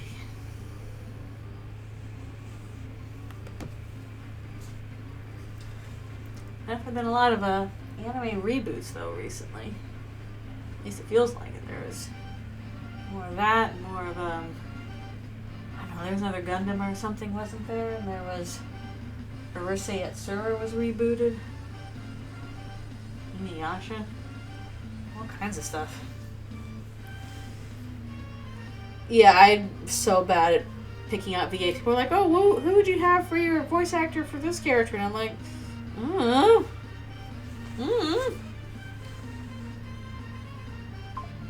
don't know, whoever sounds good.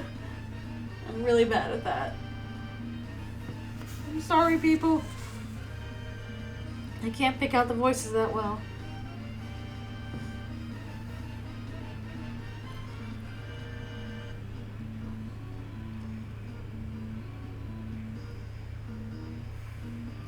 What am I, a casting director? Yeah, if I was good at casting, I'd be a casting director. I need help on that front.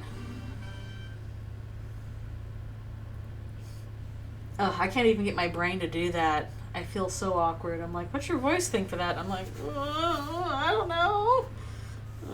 Sorry. And then I run and jump out a window.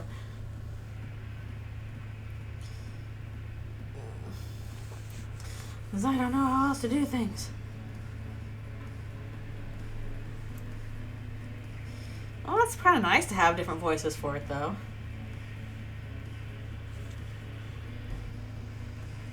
I think that'd be cool. I didn't say I'm good at jumping out a window, but do it. I'll land in the dead Family Guy pose or whatever. That's a voice. Interesting. Interesting. That is fascinating.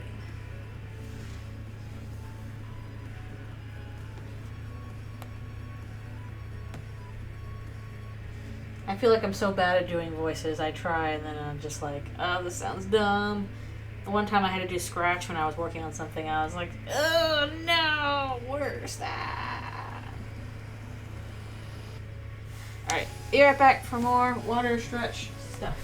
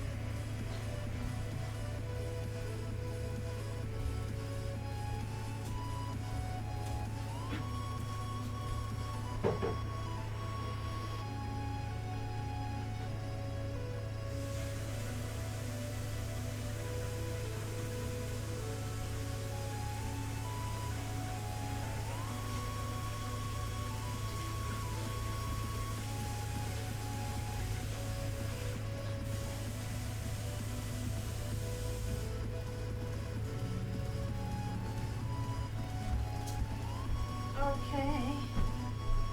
I am returning.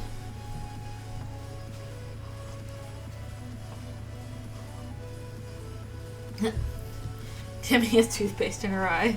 Poor Timmy.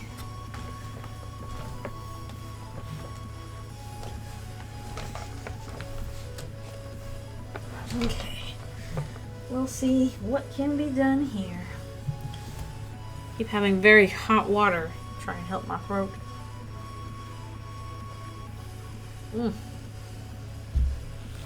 Hot water.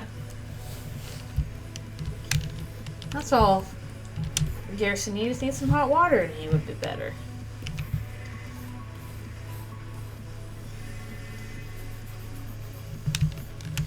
Garrison's like, Alvin, watch out. I went to the beach that makes you old. The beach that makes you old? I went to the beach that makes you old.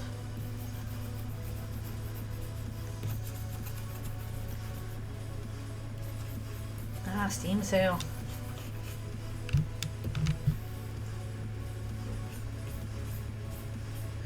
I need to do some Christmas shopping from my family, but I don't really want to do it during Amazon strike, so I might just have to wait until Black Friday and Monday are done.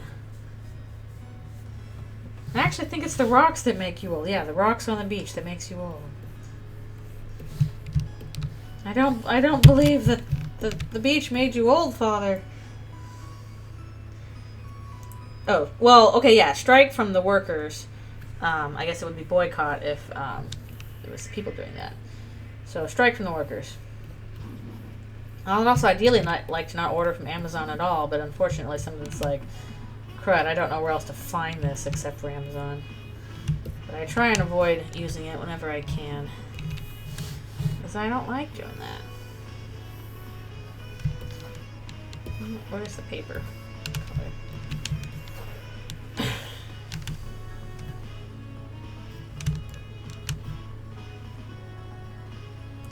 I thought what I was reading was like, do not buy from Amazon during this time, because like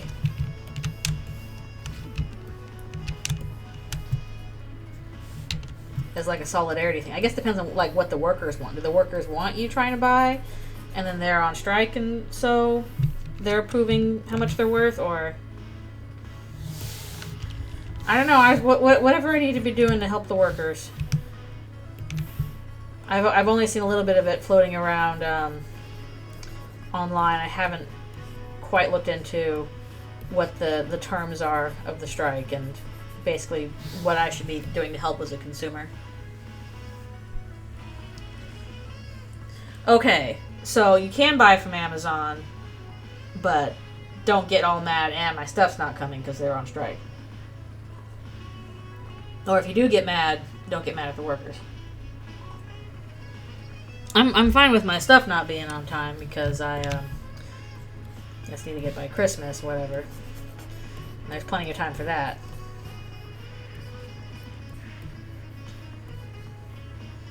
But I do whatever I want to do for worker support, basically.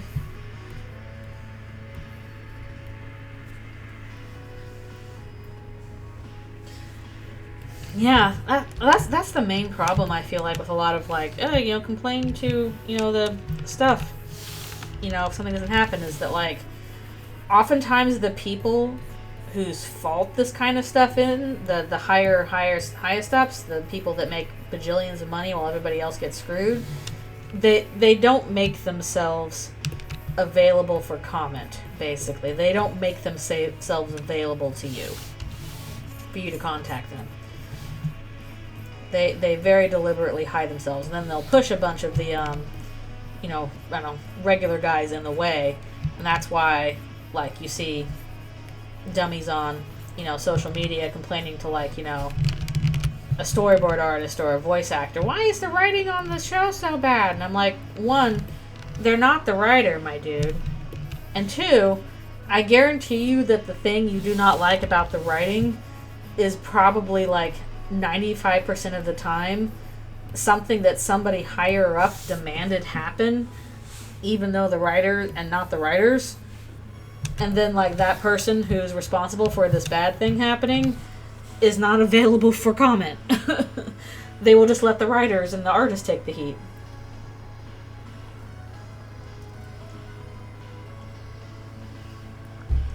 That's been my experience anyway. Like, are there some artists that, are not super great at stuff, but, like, yeah, sure, but that is not usually what's happening. The vast majority of the time, if there is some weird, bad decision about, like, why did they do this in this show or whatever, or why did they cancel this, or why did they put this in this time slot or whatever, like, it is something completely outside the artist's power.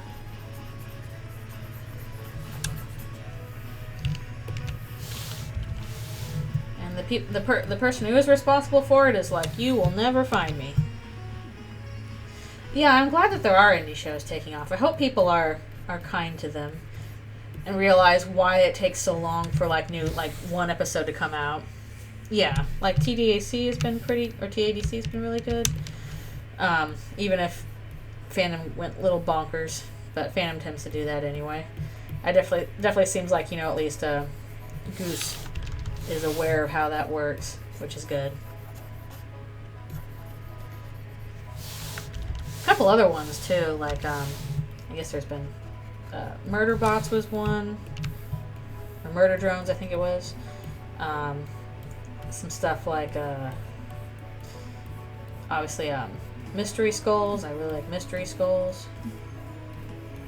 All kinds of things. Lackadaisy, yeah. I have like one of the Lackadaisy comics way back in the before times. Yes, I did read Murderbot Diaries, or at least I listened to it on the I listened to the audiobook. It was really good. I liked it. Murderbot was very relatable because he was mostly like, please stop involving me in your things. I just want to watch my weird shows in peace. Why do I have to keep like protecting you from deadly peril? I just want to watch soap operas. It's cute.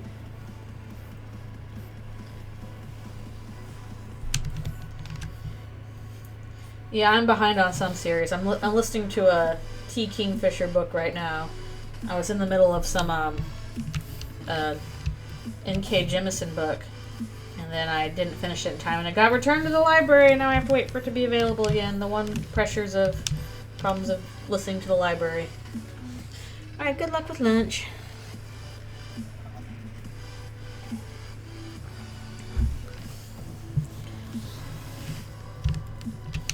That is, like, I really like having the library options available, but yeah, the one problem is it's like, you better finish your book in 21 days or else it's going back,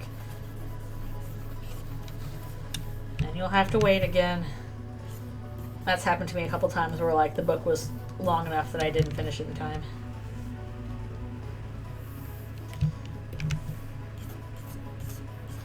And I'm like, no, I didn't listen fast enough.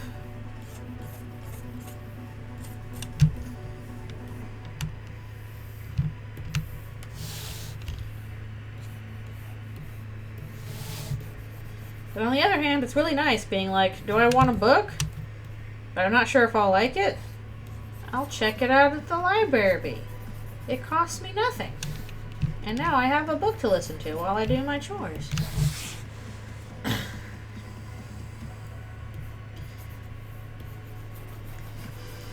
I don't know, the way the library app describes it is like you are automatically forced to return it if your borrowing period is done.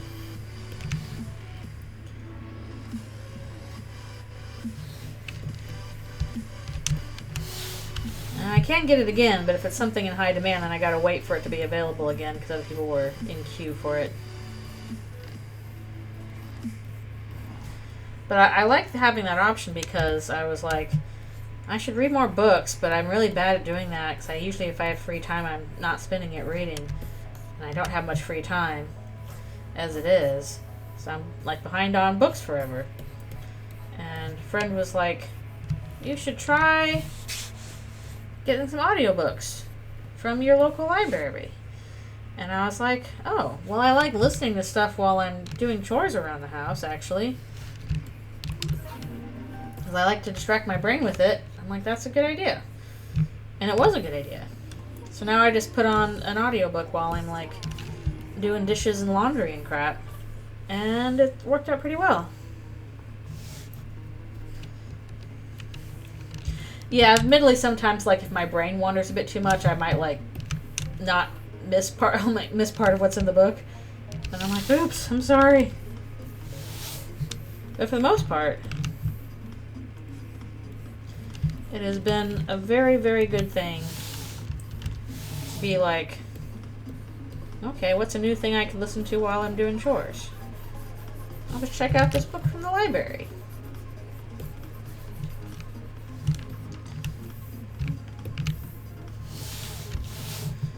And if it's a book I think is just okay or don't really like, it's like, no harm done. It's from the library. I didn't pay for it.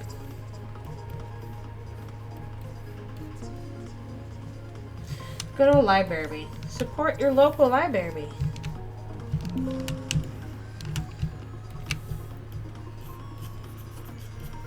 Turns out it's fun.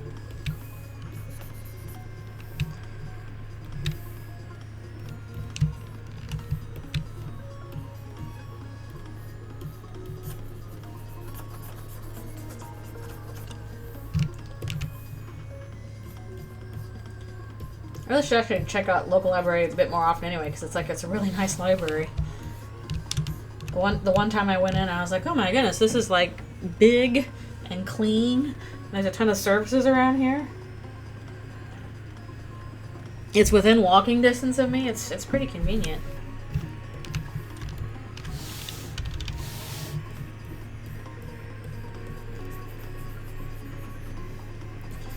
That's pretty good. Library's important. Not just for Deltarune, but for real life.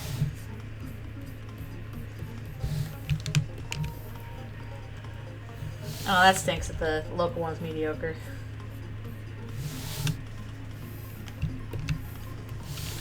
I feel like I've mentioned on stream before, when I was a really little kid, the broken record at the local library when I was like 5 that scared me so bad. I was scared of that library record. I didn't want to go near it.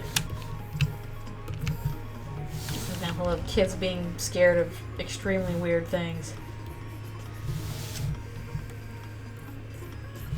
You cannot predict it.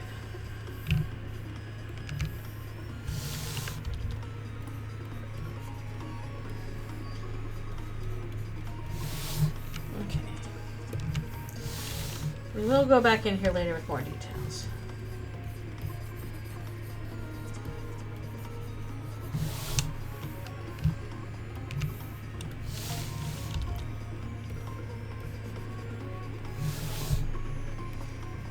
A cursed artifact. The dreaded no outlines. Also, I need a multiply layer on here for some more shading. Father, please, I must become the knight. My outline. It's missing.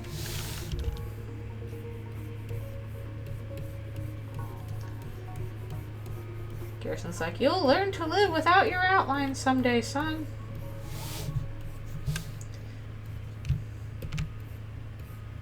Outlines, you don't need them. Be free.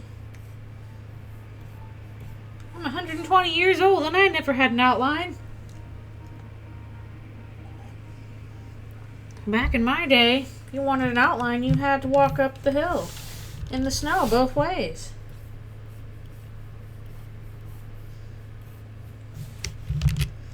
We didn't have an outline or an inline.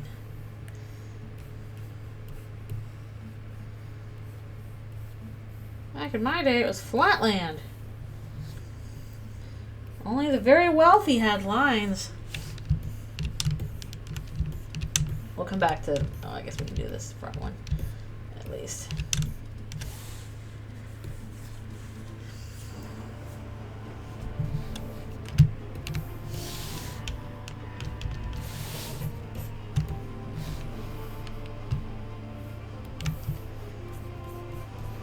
Father, no, you don't understand. These days you have to have an outline. Times have changed. The days of just colors and shapes are gone.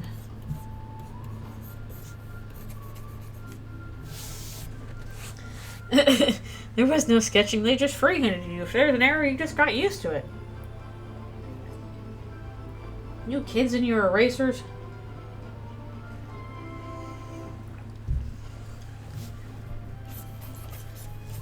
Your control undos. Your ridiculous little copy paste. Waha. Learn to get by with one layer, son.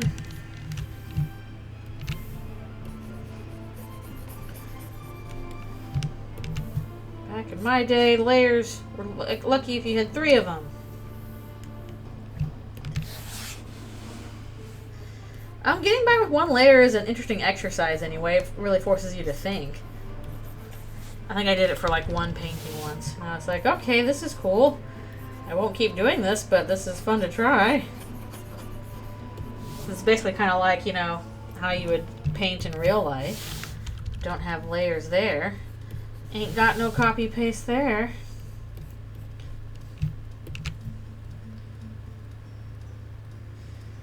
I know. What you do is you plan that in advance.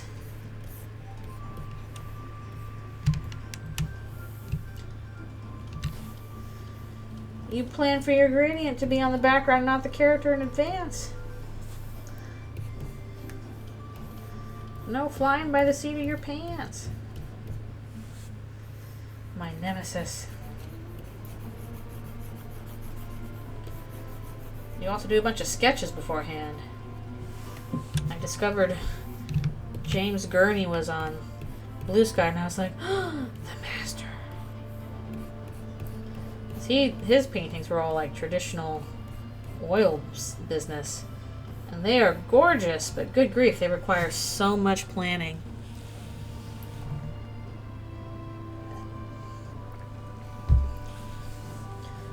Because even then, usually if I paint, you know, in regular stuff, I do it with like, you know, watercolor or acrylics. I don't think I've really done oils. Oils are a whole nother bag.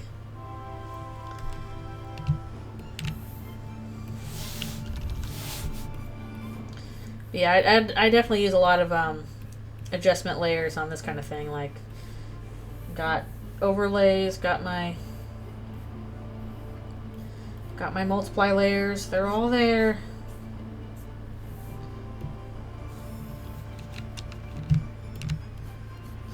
I need my layer. We're almost done with this. What did artists do in the 1800s with prestigious ad layer? Well, they would just add layers. Where's the colors I had for this again?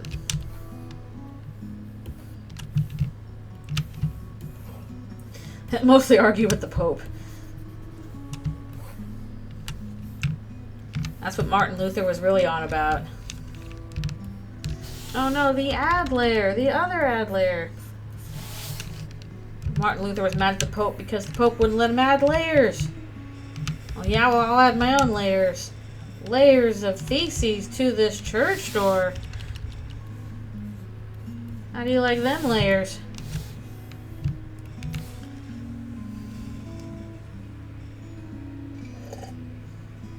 Ugh.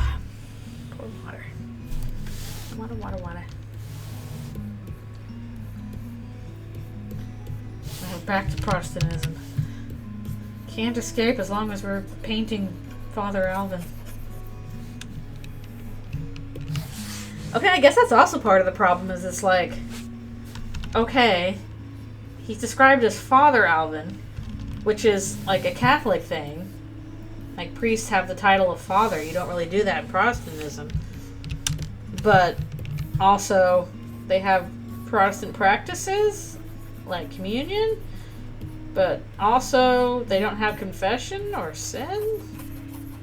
What is going on in your weird little religion?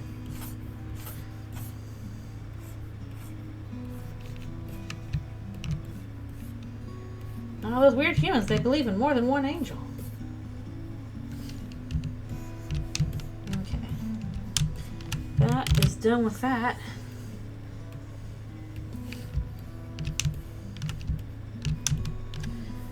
Now we're on to another one. Page 6. Not too bad.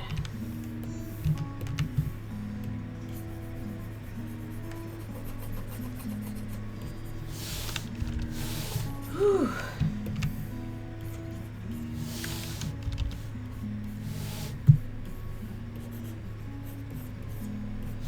When will you be free of the ad layer? Also, I will say, when it comes to layers, I don't usually use add. That's not one of my go-tos. My go-tos are usually multiply, overlay, sometimes color dodge, but color dodge can be a little bit risky. Interesting.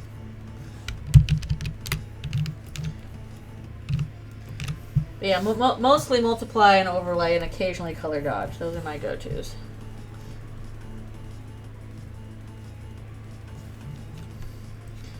Yes.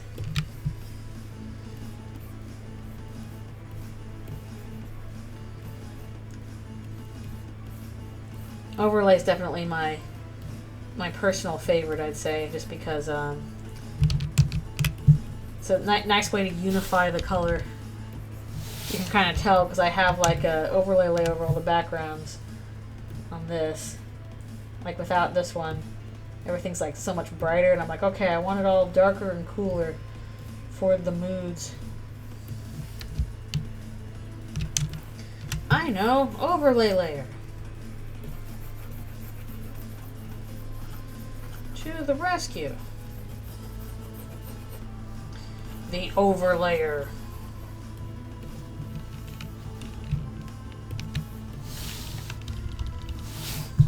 That sounds like a wrestling name.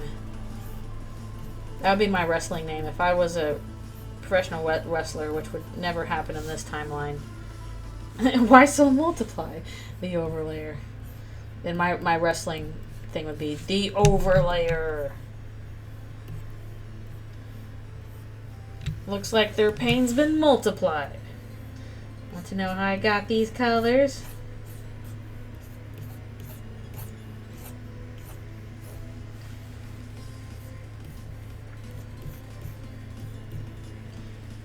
You beat linear dodge this attack.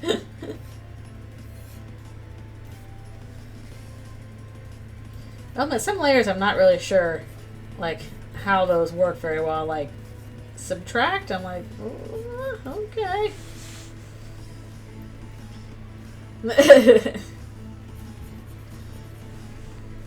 Art pun. Digital art pun. Subtract seems to be like take this stuff out, but I'm like, huh? Also, I sometimes use some good grief, what is it? Keep going back to this notebook. I also use some saturation layers sometimes.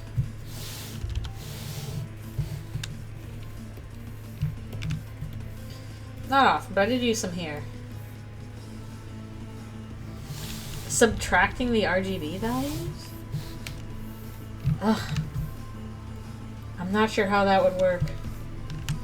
I probably should pay more attention to the kind of like, okay, RGB versus CMYK sort of stuff. Especially since literally in this comic, for like theming purposes, I literally picked out CMYK as like shading colors to use for specific shots. But my knowledge is shockingly limited, probably pretty bad for art.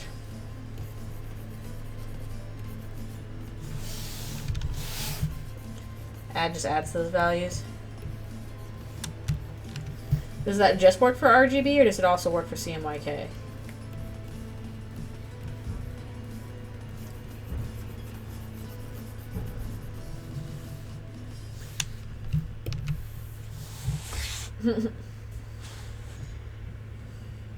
Match made in heaven. I'm sorry, I don't know the programming humor. I was always confused with those parts of Homestuck. At least when I try to read them.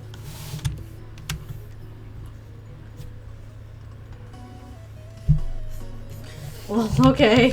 I'm glad that it's not just me. Blending modes? Mm-hmm.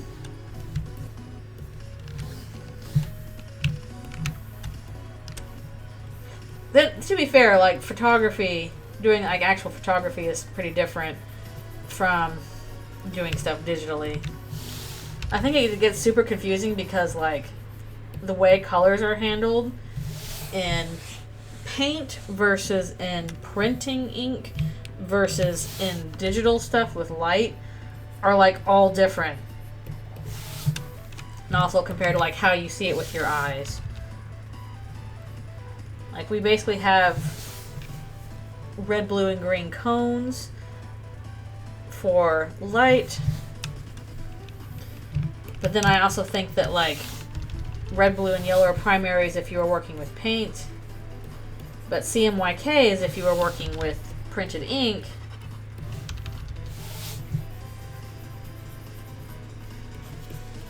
So it literally just depends on what you're doing. Good grief. I think that's right. I'm trying to think if I've gotten it right. Basically, yeah. Red, blue, and yellow for paint. Red, blue, and green for light. CMYK for ink. I think that's how it's supposed to work. Alright, thanks a bunch for coming to the stream. Appreciate you being here. Yay, I got it right. Yay.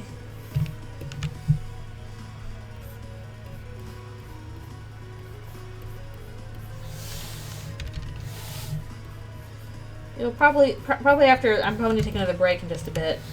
And then after this break, we will do one more and then I'll declare it done for the day. Because I gotta do stuff like lunch and take care of Alfies and stuff. Oh, useful. Took a class on it. I know I took some classes on it, but they were like ages ago when I was like a really little kid. So I've forgotten like everything I learned in those. Also, I have no clue if Alvin's eyes are yellow. I'm just kind of assuming. Because I realize we literally have not seen him with his eyes open. His sprite has closed eyes. He does not open his eyes. And then he doesn't have to talk sprite. And honestly, that's a little bit suspicious. A bit. Yes, because Garrisons are yellow, I'm like, okay, I'm assuming that the rest of the turtle monsters have yellow eyes too. There's the share again. Hello, hello. Thank you for coming to the stream. Probably won't be going that much longer, but I will do one more session after I do one more break. Stretch break, which is coming up in just a bit. If we're talking about, we don't know the fact what color Alvin's eyes are. So we're kind of hoping they're yellow.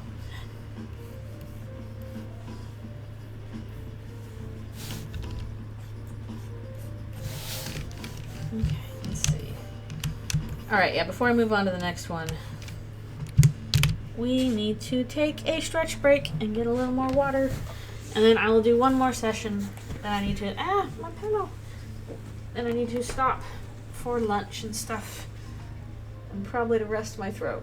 Ugh, and my neck. No.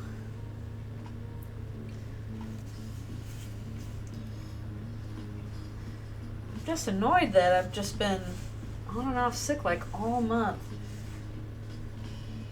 Just kind of quietly puttering away on my body in the background. It's very annoying.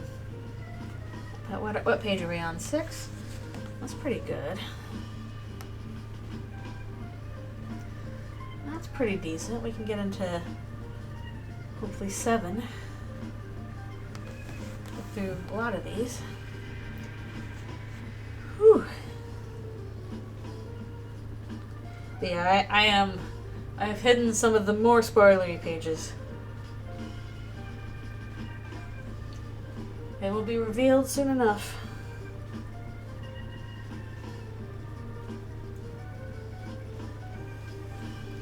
Do some stretch. Oh.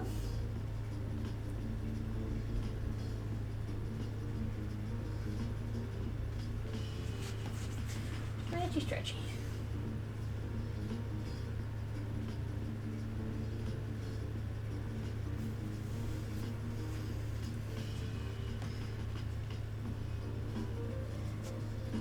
Yeah, the speech bubbles I'll figure out the colors for. And Garrison actually is colored in. I've gotten to Garrison. I'm just working on Alvin right now. And then once that's in, I will need to go back and do... Yeah, sorry. Garrison's taken care of. It's so easy to mix them up, which is kind of funny because they're very different characters, obviously. But everybody knows Garrison. Once I've got all the base colors down, I need to go back and do some shading with some multiply layers, more stuff with lighting, and then I'll go over with some thinner pencils for like outlines to make them pop out. And I'm just glad backgrounds are done because those what took a while. I know, I'll put a bookshelf in this room. Good idea.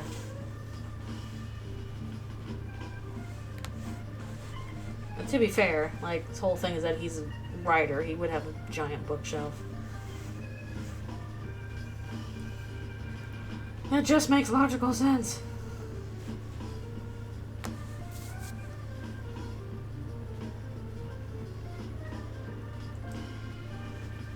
Yeah, barely any book piles on the floor. There's a few of them. Not that many. I know. If only I had gone back to add more book piles.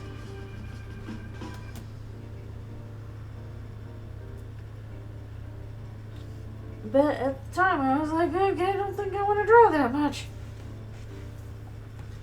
At least with like all the other Deal with the Devil comics, it's like, this is mostly a black background. Not so here.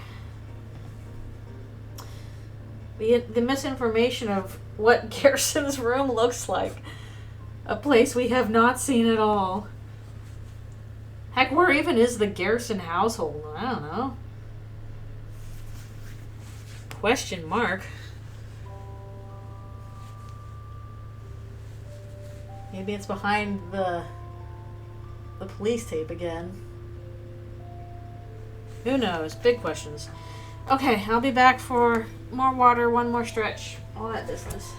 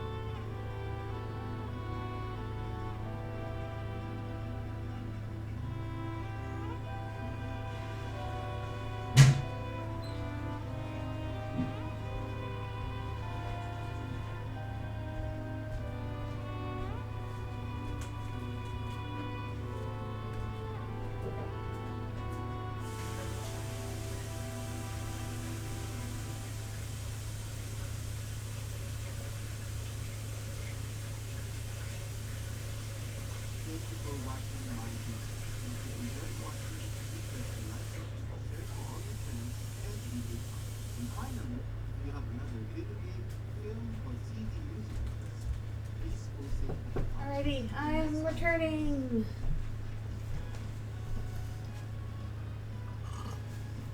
They'll put you in the dungeon, it'll suck, and then you'll die a lot.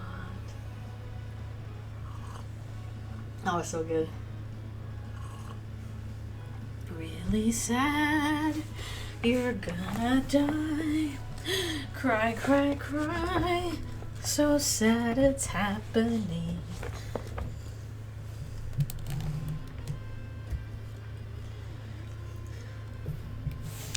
But yeah, I was honestly thinking about this, and I was like, Where is the Boom household located? Of course I got the lyrics off the top of my head. I'm a giant Undertale nerd. I'm a loser. Of course I know the lyrics to an obscure theme song. Or not even a theme song, just a song that appears at one point. Also, when I was trying to get my dad to play Deltarune, I think this was like, for the most part, he was pretty like stoic through it. I think the part where he got to the it'll suck and then you'll die a lot is where he actually laughed. So I remembered. Wait, people skip that? That's one of the good parts. Why would you skip that?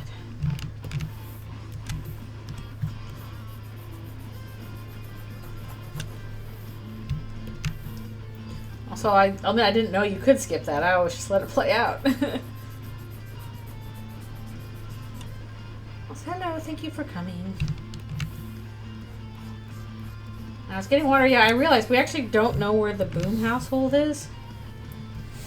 Oh, Asgore. Yeah, good song. Very good boss theme. One of the better ones, though. Oh, I don't remember that. Why don't I remember that? I can't remember that at all. I guess it has been a while since I've replayed. No, I replayed it recently. Well, I replayed it this year.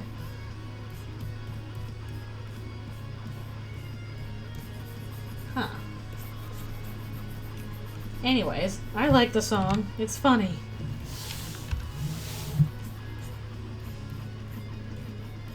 Oh, my love has fallen down.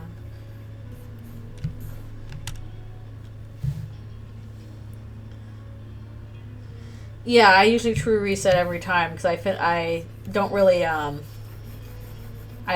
go back and replay little bits of it. I play through the whole game. I get through to the ending, and then if I want to do that, I'll true reset again. So I've actually not played it that many times because I want to leave them happy. I feel sad doing this. But I'll replay again if occasionally I'll be like, okay, let's replay again for some information I might have missed. Or usually what I'll do is I'm like, I want to replay to share this with a friend or a family member. And that's my excuse for playing it again. But I don't usually just replay on a whim. Because I feel bad for the monsters and... Hello, thank you for coming. I feel bad for the monsters and I don't want to take away the happy ending. It's also why I've never played the No Mercy routes. That, and I think I'd really super suck at the bosses, and I'm like, okay, is it worth it for me to go through that? Not really.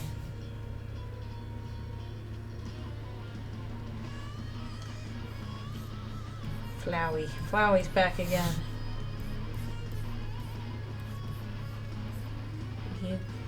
If you don't kill me, I'll come back.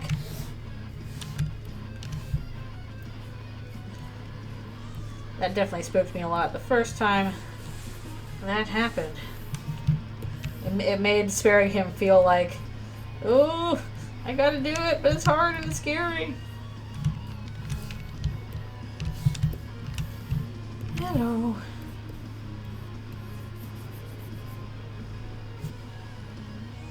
Yeah, I will switch back and forth on it. It depends. I'll either call it Gino or No Mercy. I kind of prefer No Mercy.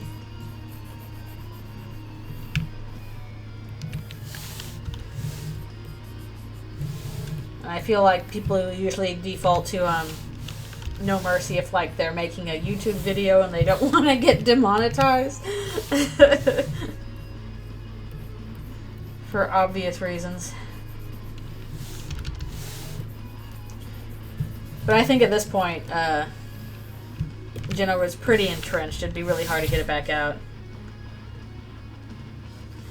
Was it more common? I feel like it was always like Geno root was what people said. I know. It's stupid. With how many videos get uploaded, I have no clue how they would properly moderate that and also like pay people properly for it. They already don't do that anyway.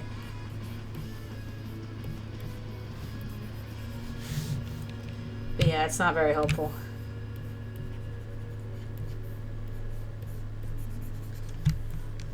Nice.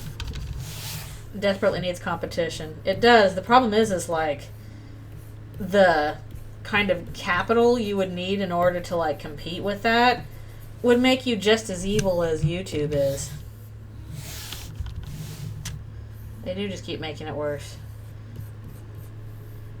But like hosting that many videos all the time, constantly, like it costs so much. Yeah. I haven't heard much about PeerTube.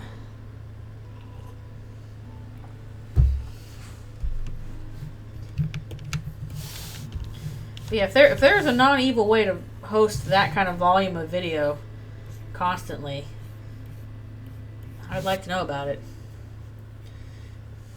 Microsoft compare, yeah, that makes sense.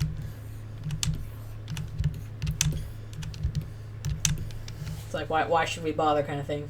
Yeah, exactly. That's my worry is like, is there any possible way to have the resources to compete with that without being evil? I don't know if there is.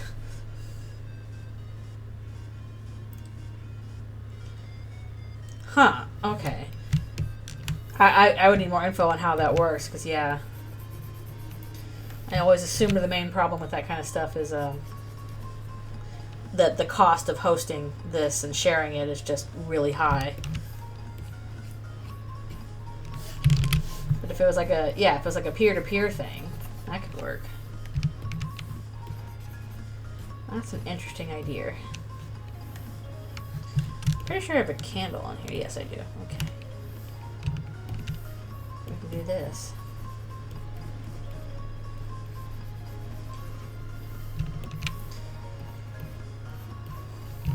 Yeah, the problem is, like, on the one hand, it desperately does need competition.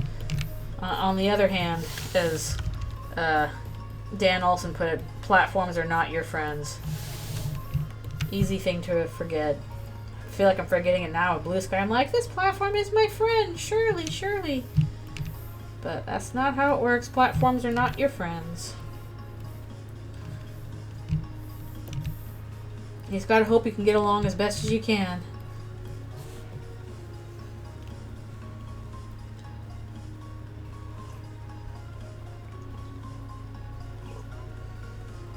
Yeah.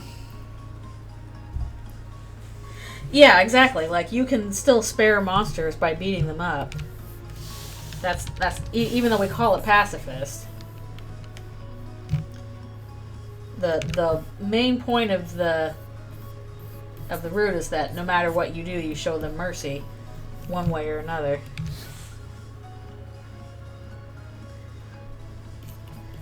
That's how it be.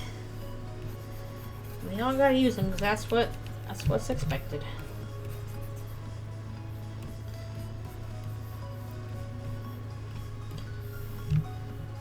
I feel like working on Alva now, there's some kind of like, you know, whatever the mimetic is for Teenage Mutant Ninja Turtles you could have for him, but I can't quite figure it out.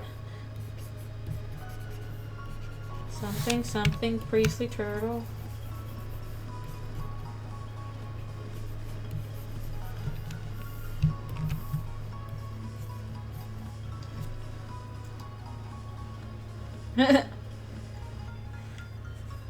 They suck so bad at combat, they just end up mercing everybody. Oh, you're such a good person. Orphan, monster, priestly turtle.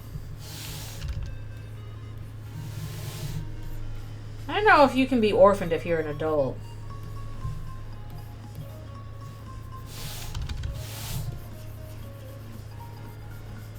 Is there a cutoff age for orphan? Yeah, but at some point, if you're an adult, then if you have elderly parents, they're gonna pass. Like, I wouldn't call my dad an orphan just because both of his parents are dead.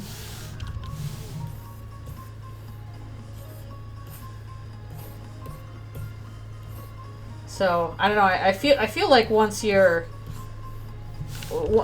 are an adult, especially an adult with kids or old enough to have kids, and your parents pass away, especially if something like, you know, old age, I don't think you would call that an orphan. But I'm not sure what the criteria is for that. Father Alvin's robes are blue. He's not wearing his robes in this scene, which is why I'm using different colors for it. But he will in a later scene, so that's why I still have him there. But his robes are blue. It's kind of a dark blue.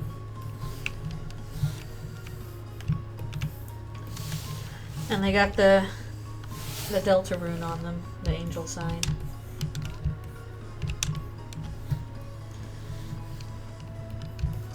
You know, I had a book here.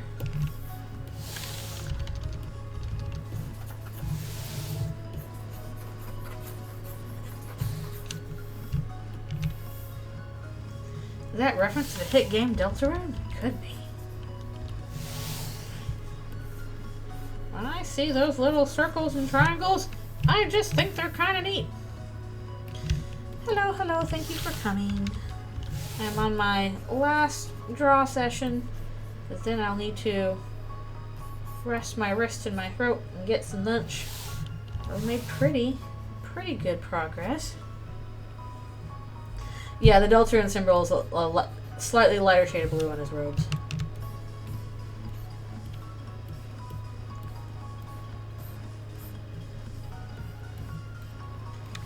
Bit nicer. Gimme.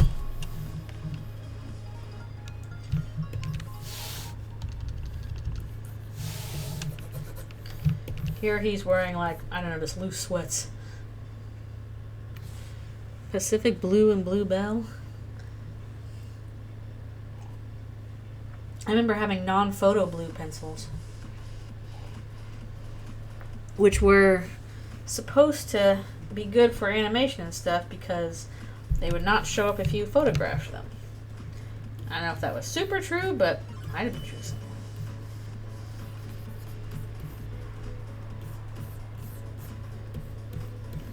I have no clue if the angel religion has, like, stuff like holy books and rosaries, but whatever. Until Toby says otherwise, I'm gonna make stuff up. And he can't stop me. He's busy being a successful game maker. No, ads.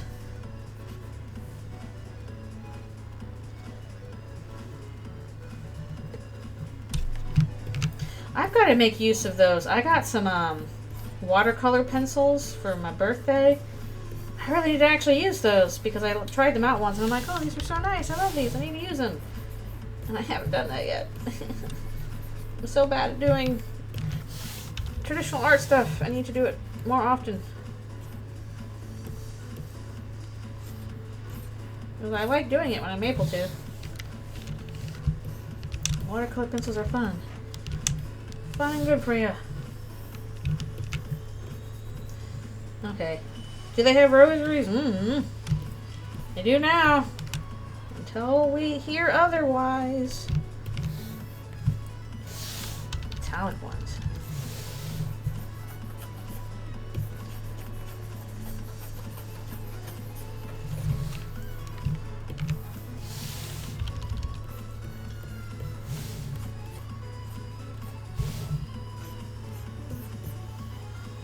I do like them, like metallic Prismacolors, like the metal gold and silver, and I think they had a bronze one too. Those were cool. I liked those. They're fun to use. They got like a little bit of a shimmer in them.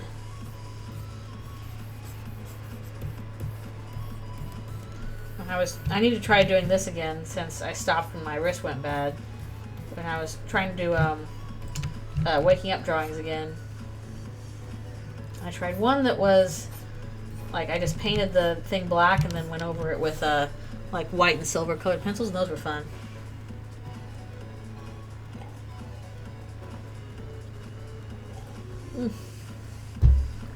That did some cool things. Let's see. Guess I'll work on the rosary thing. How would you reverse silver and bronze? I feel like those are pretty easy to tell apart. I don't know. That's my guess anyway.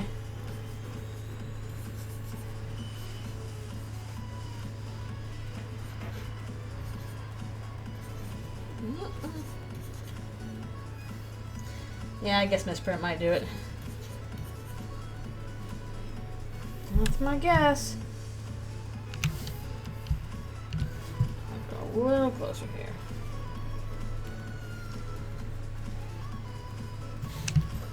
I'm missing something. Imagine being colorblind and working in the colored pencil factory. Then again, I was rewatching Pop Arena stuff, and I was on the episode about animated Star Trek, and they're like, so why were so many of these like spaceships and you know, things colored pink? And apparently like the head director was colorblind. Like not even like, you know, red green colorblind, but like completely colorblind. And then somebody else that was supposed to be doing the colors was red green colorblind, so there were just colorblind people working on the show, so nobody could correct them. Like, this just works well enough, I guess. Named correctly. Hee hee. Now I kind of like want to see that like for reals. I'm like, I want to see a color show done entirely by a staff that's all colorblind. And I want to see how that looks. I'm just curious. The colorblind leading the colorblind.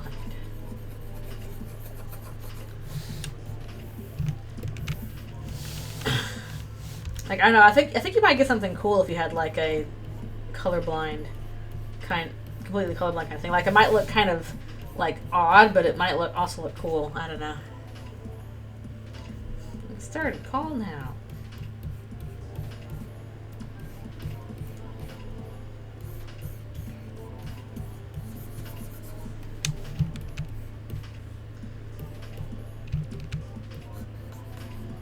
Apparently, like red-green color blindness is actually pretty common among men. That is my understanding of it. Or at least it's not uncommon.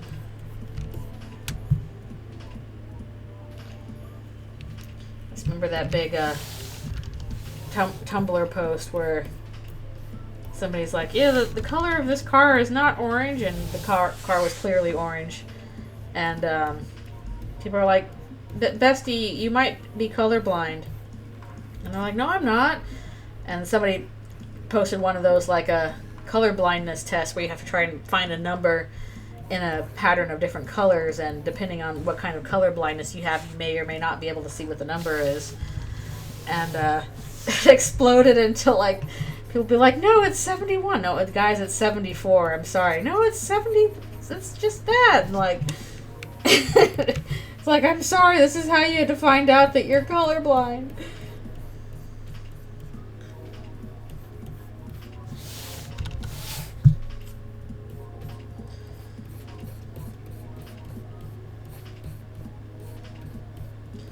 I wonder if there's like, I don't know, something that hasn't been investigated enough with men's vision. Because maybe this is wrong. Maybe they disproved this or something. But I also heard that there was a problem with manning long-term space missions, because what they found is that if men were in space for a really long amount of time, they would start to lose their vision. They would go blind.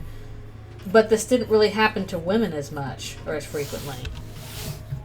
So I'm like, is there something going on involving like vision that's, you know, typical, atypical, or whatever men or women that we don't know about. Tootin' mean age needle teetles. This is such a good one. That's a classic. Oh, thank you. It's a little rough right now. I'm just putting down base colors, but I'm glad that you like it. Thank you. Gotta get base colors down so that I can do the rest.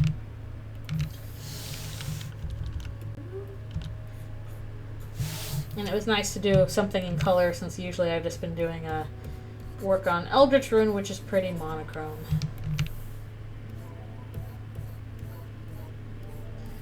I like this brush. This is a nice brush. Again, I'm really hoping to finish this one this week, because I have a bit of a slow time for work coming up, which is good. I'll be able to devote a lot more time to this. Oh, thank you. Thank you, thank you. Whew. So I'm hoping I'll finally be able to finish it. Oh, did I do the wrong black there? No, I did not. I do. There we go.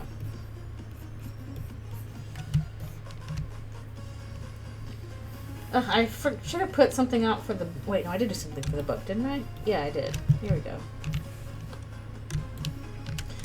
This comic I'm working on, this is for Deltarune. I am finally giving my take on what's going on with the night. I've had the idea in my head for a while, but I haven't really worked out like a good scene for it until now.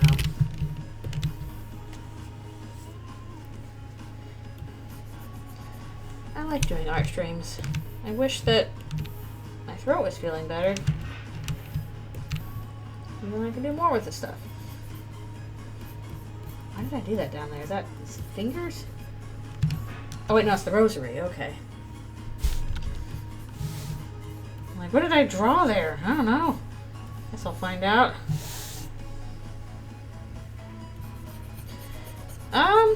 I try and keep my layers pretty organized. You can see what's going on here. I try and label stuff.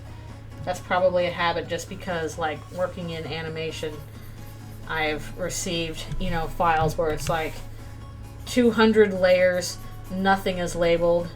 I have to fix something. I'm like, what am I fixing? Good luck finding out. And that's not very fun. Yes, I work, I do storyboards for my job. That's my job, storyboarding, which I like a lot. I just finished another episode this week, so I have a slight bit of downtime before my next one starts. You can do it. Storyboarding is hard, but it's very fun. I like doing it a lot. Just a lot of drawing. So if you like drawing a ton, which I do, so it works out well for me, storyboarding might be for you.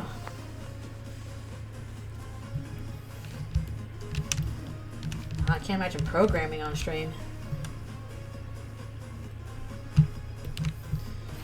Hopefully so. I'll admit right now, at least in terms of like challenging me or whatever, my job is pretty standard, pretty coasting, but like I'm not going to complain about that because the schedule's pretty good. I like the people I'm working with. It's a nice long contract for the time when work is a little bit scarce. I've got nothing to complain about.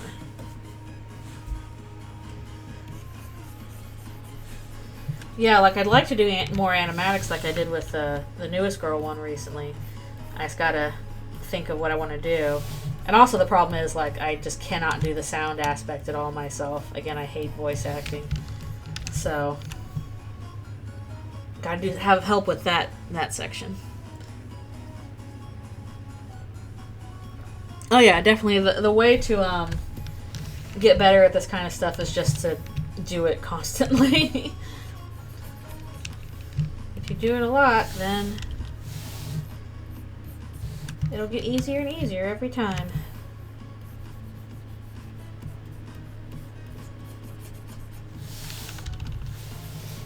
Gotta keep at it. And definitely, like, the coloring here I think is rough because coloring is not my strongest suit. I'm fine with doing a monochrome or black and white stuff, but I'm pretty sure I need a... I'm pretty sure people that there with much better coloring techniques than what I've got. Also, probably people have a lot more patience than I do. The one problem with doing storyboards is, like, no patience at all for, like, longer things.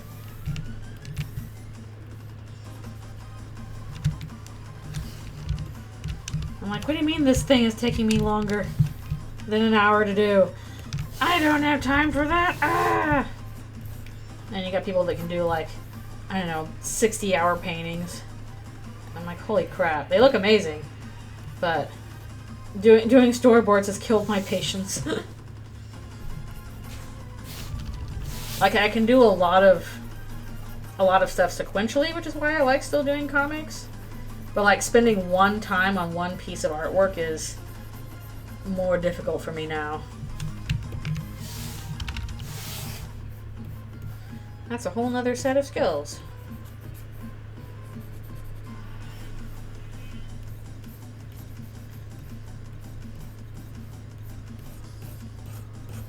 I feel like I used to be able to do it a little better when I was younger, and yeah, now that I'm doing it for work stuff, it's like, oh no, I don't have time. Yeah, it was cute. Cute, cute, cute.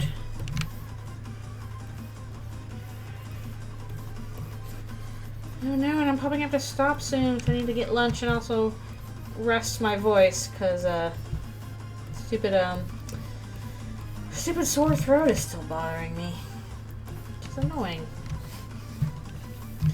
But I'm making such good progress. Ah, right to the candle there.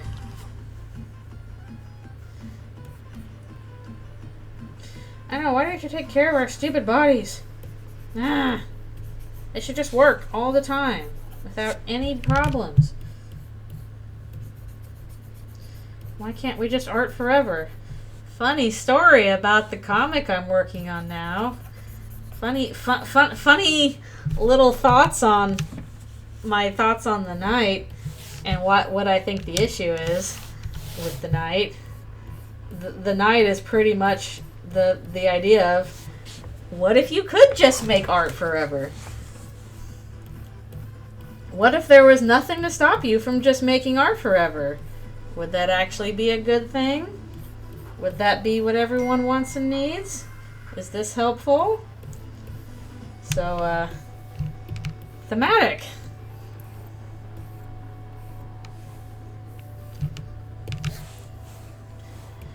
Well, hopefully this comic will help answer some of that.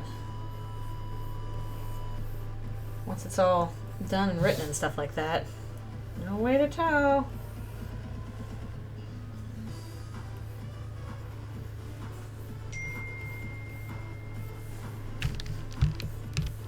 No, who's blooping me? Oh, it's family chat asking about Christmas gifts. Another thing I gotta take care of. How to make art forever, become akin to a god. Basically. Okay, let's see. Let's finish off this page and then we'll be done. I think. He's doing some prayer here. Yeah, be born to a wealthy family. Or alternatively, have a wealthy family adopt you like a little gremlin pet and be like, please just make weird art for me forever. That's the dream. We'll pay for your room and board. As long as you keep making whatever weird stuff I ask for. And you're like, well, here I go.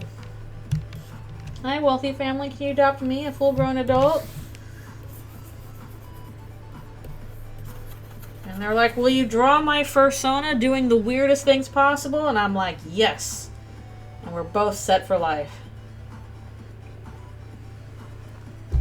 That's the dream.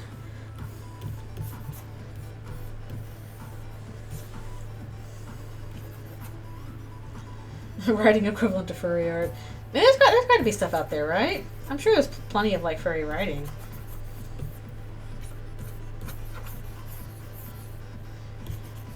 Unfortunately, I guess the issue with part of that is that maybe back in the day, everybody was like, "Oh, I'm going to show off my wealth with my pet artist who's making me all these cool things." And nowadays, a lot of wealthy people don't show off their wealth that way anymore. And it's mostly just suspiciously wealthy furries that are doing that. But because they're doing that by like, please draw my fursona with, you know, the weirdest fetishes possible, that's not something you can make public so much. So nobody can know.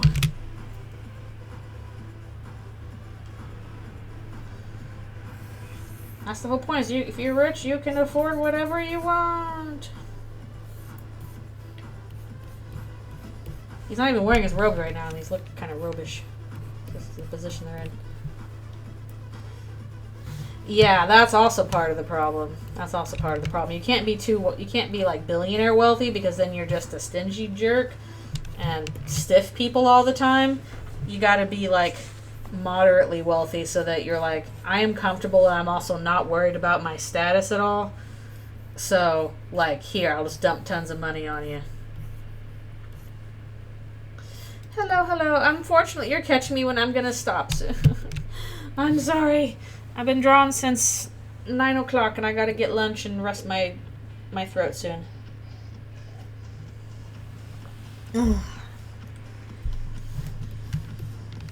But we will at least finish this page. Got through how many pages? Because I started on 1, 2, 3, 4, 5, 6. 5 pages done. Pretty good. Catch a little snack. I've been hiding the most spoilery pages. Again, I have no clue if this religion uses rosaries. It does until Toby says otherwise. Which I'm sure he will at some point.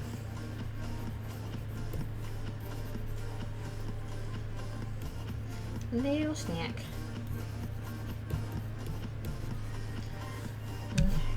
Hopefully this stuff is making sense.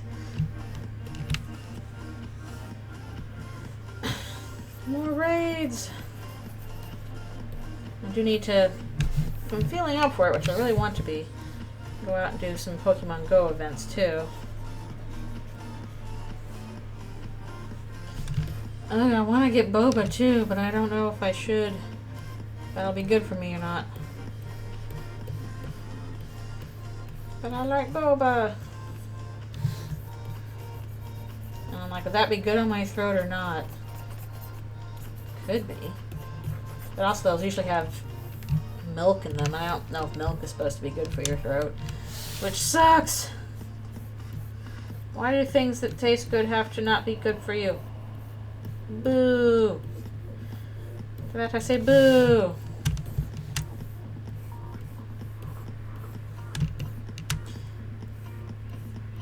Yeah, I think the problem is usually you're not supposed to have dairy stuff if you have a sore throat. I do have some honey. I could put some honey and stuff. I need to make like tea though. I'm not the biggest tea fan, but I'm okay with it. I've mostly just been drinking hot water.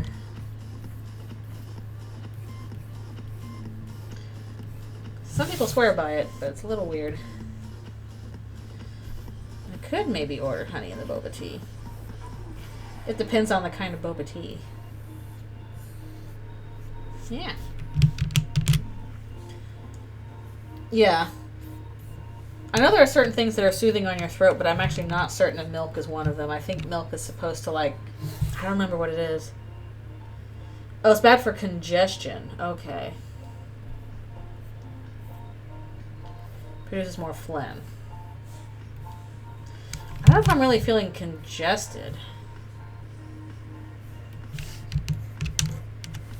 Just my throat's sore. Okay, let's see here.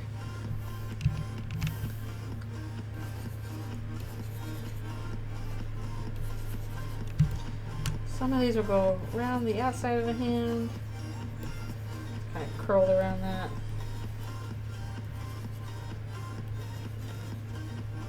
Like that.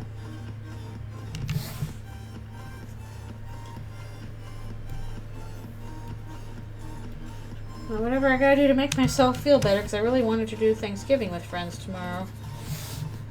I wanted to do my Thanksgivings. Let's do...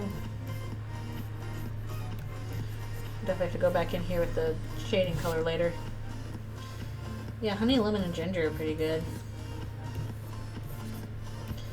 There's gotta be like a better way to put ginger in things. So I have like powdered ginger, and then when I try and like put that in honey and stuff, I'm just like, this tastes kind of gritty. Ooh.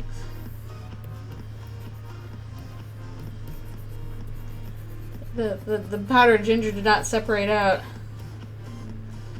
Better to steep it. Okay, huh. It's like, do you put the ginger in with the tea and then let that kind of boil together?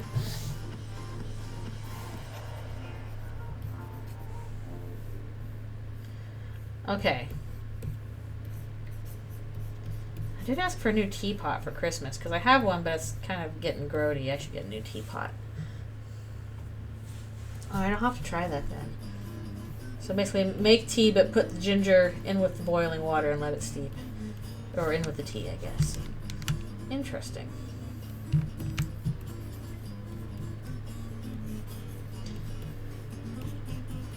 Gosh, I hope this makes sense.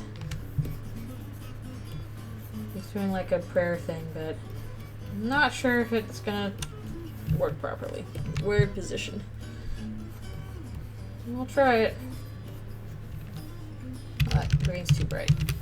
This green. Yeah, once we finish this page, which I'm almost done with, then we will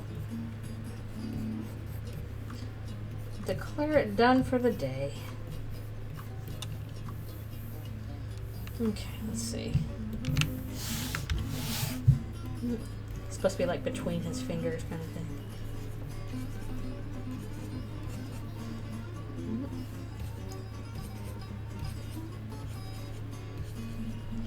We're making stuff up as we go. Whee!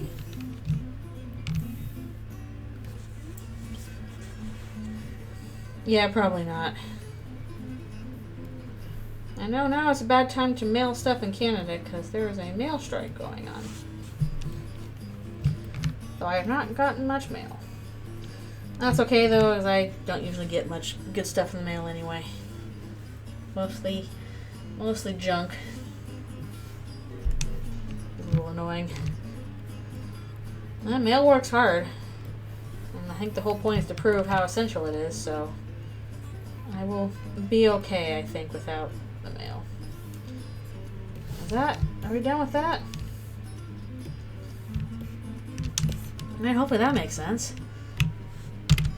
And then for striking. Whew! Okay. It's 12 o'clock. This is going to have to be where I stop the stream because I need some lunch. I need to take care of Alfie's. I need to rest my throat a bit. Doesn't still bleh. But we made some pretty good progress with this. Pretty happy with it. Yeah, I like doing the morning streams. They're not too intensive. And Saturday morning seems to work sometimes too. So yeah. Woo! Got some new followers, which I super duper appreciate it. Thank you for following me. And yeah. I hope I'll be able to do one next weekend, and we'll see about Outer Wilds on Friday again. Hopefully I can get it to work and I won't feel queasy like I did last time. That was bleh. But yes, thank you guys so much for coming to this art stream. I really enjoy doing these and all that stuff, and hopefully I can do more of them in the future as long as my wrist continues to cooperate and all that stuff. And yeah, it'll be good. Oh, Luna, I mean, I felt kind of queasy doing Outer Wilds last night, so I need to figure out what's going on with that. But yes, thank you so much for coming to the stream. Hopefully this will be done next week so you can see the finished comic. And I hope you guys have a wonderful weekend. I'm gonna get some lunch and get lunch for Alfie's. And I will see you all next time. Alrighty, see you later.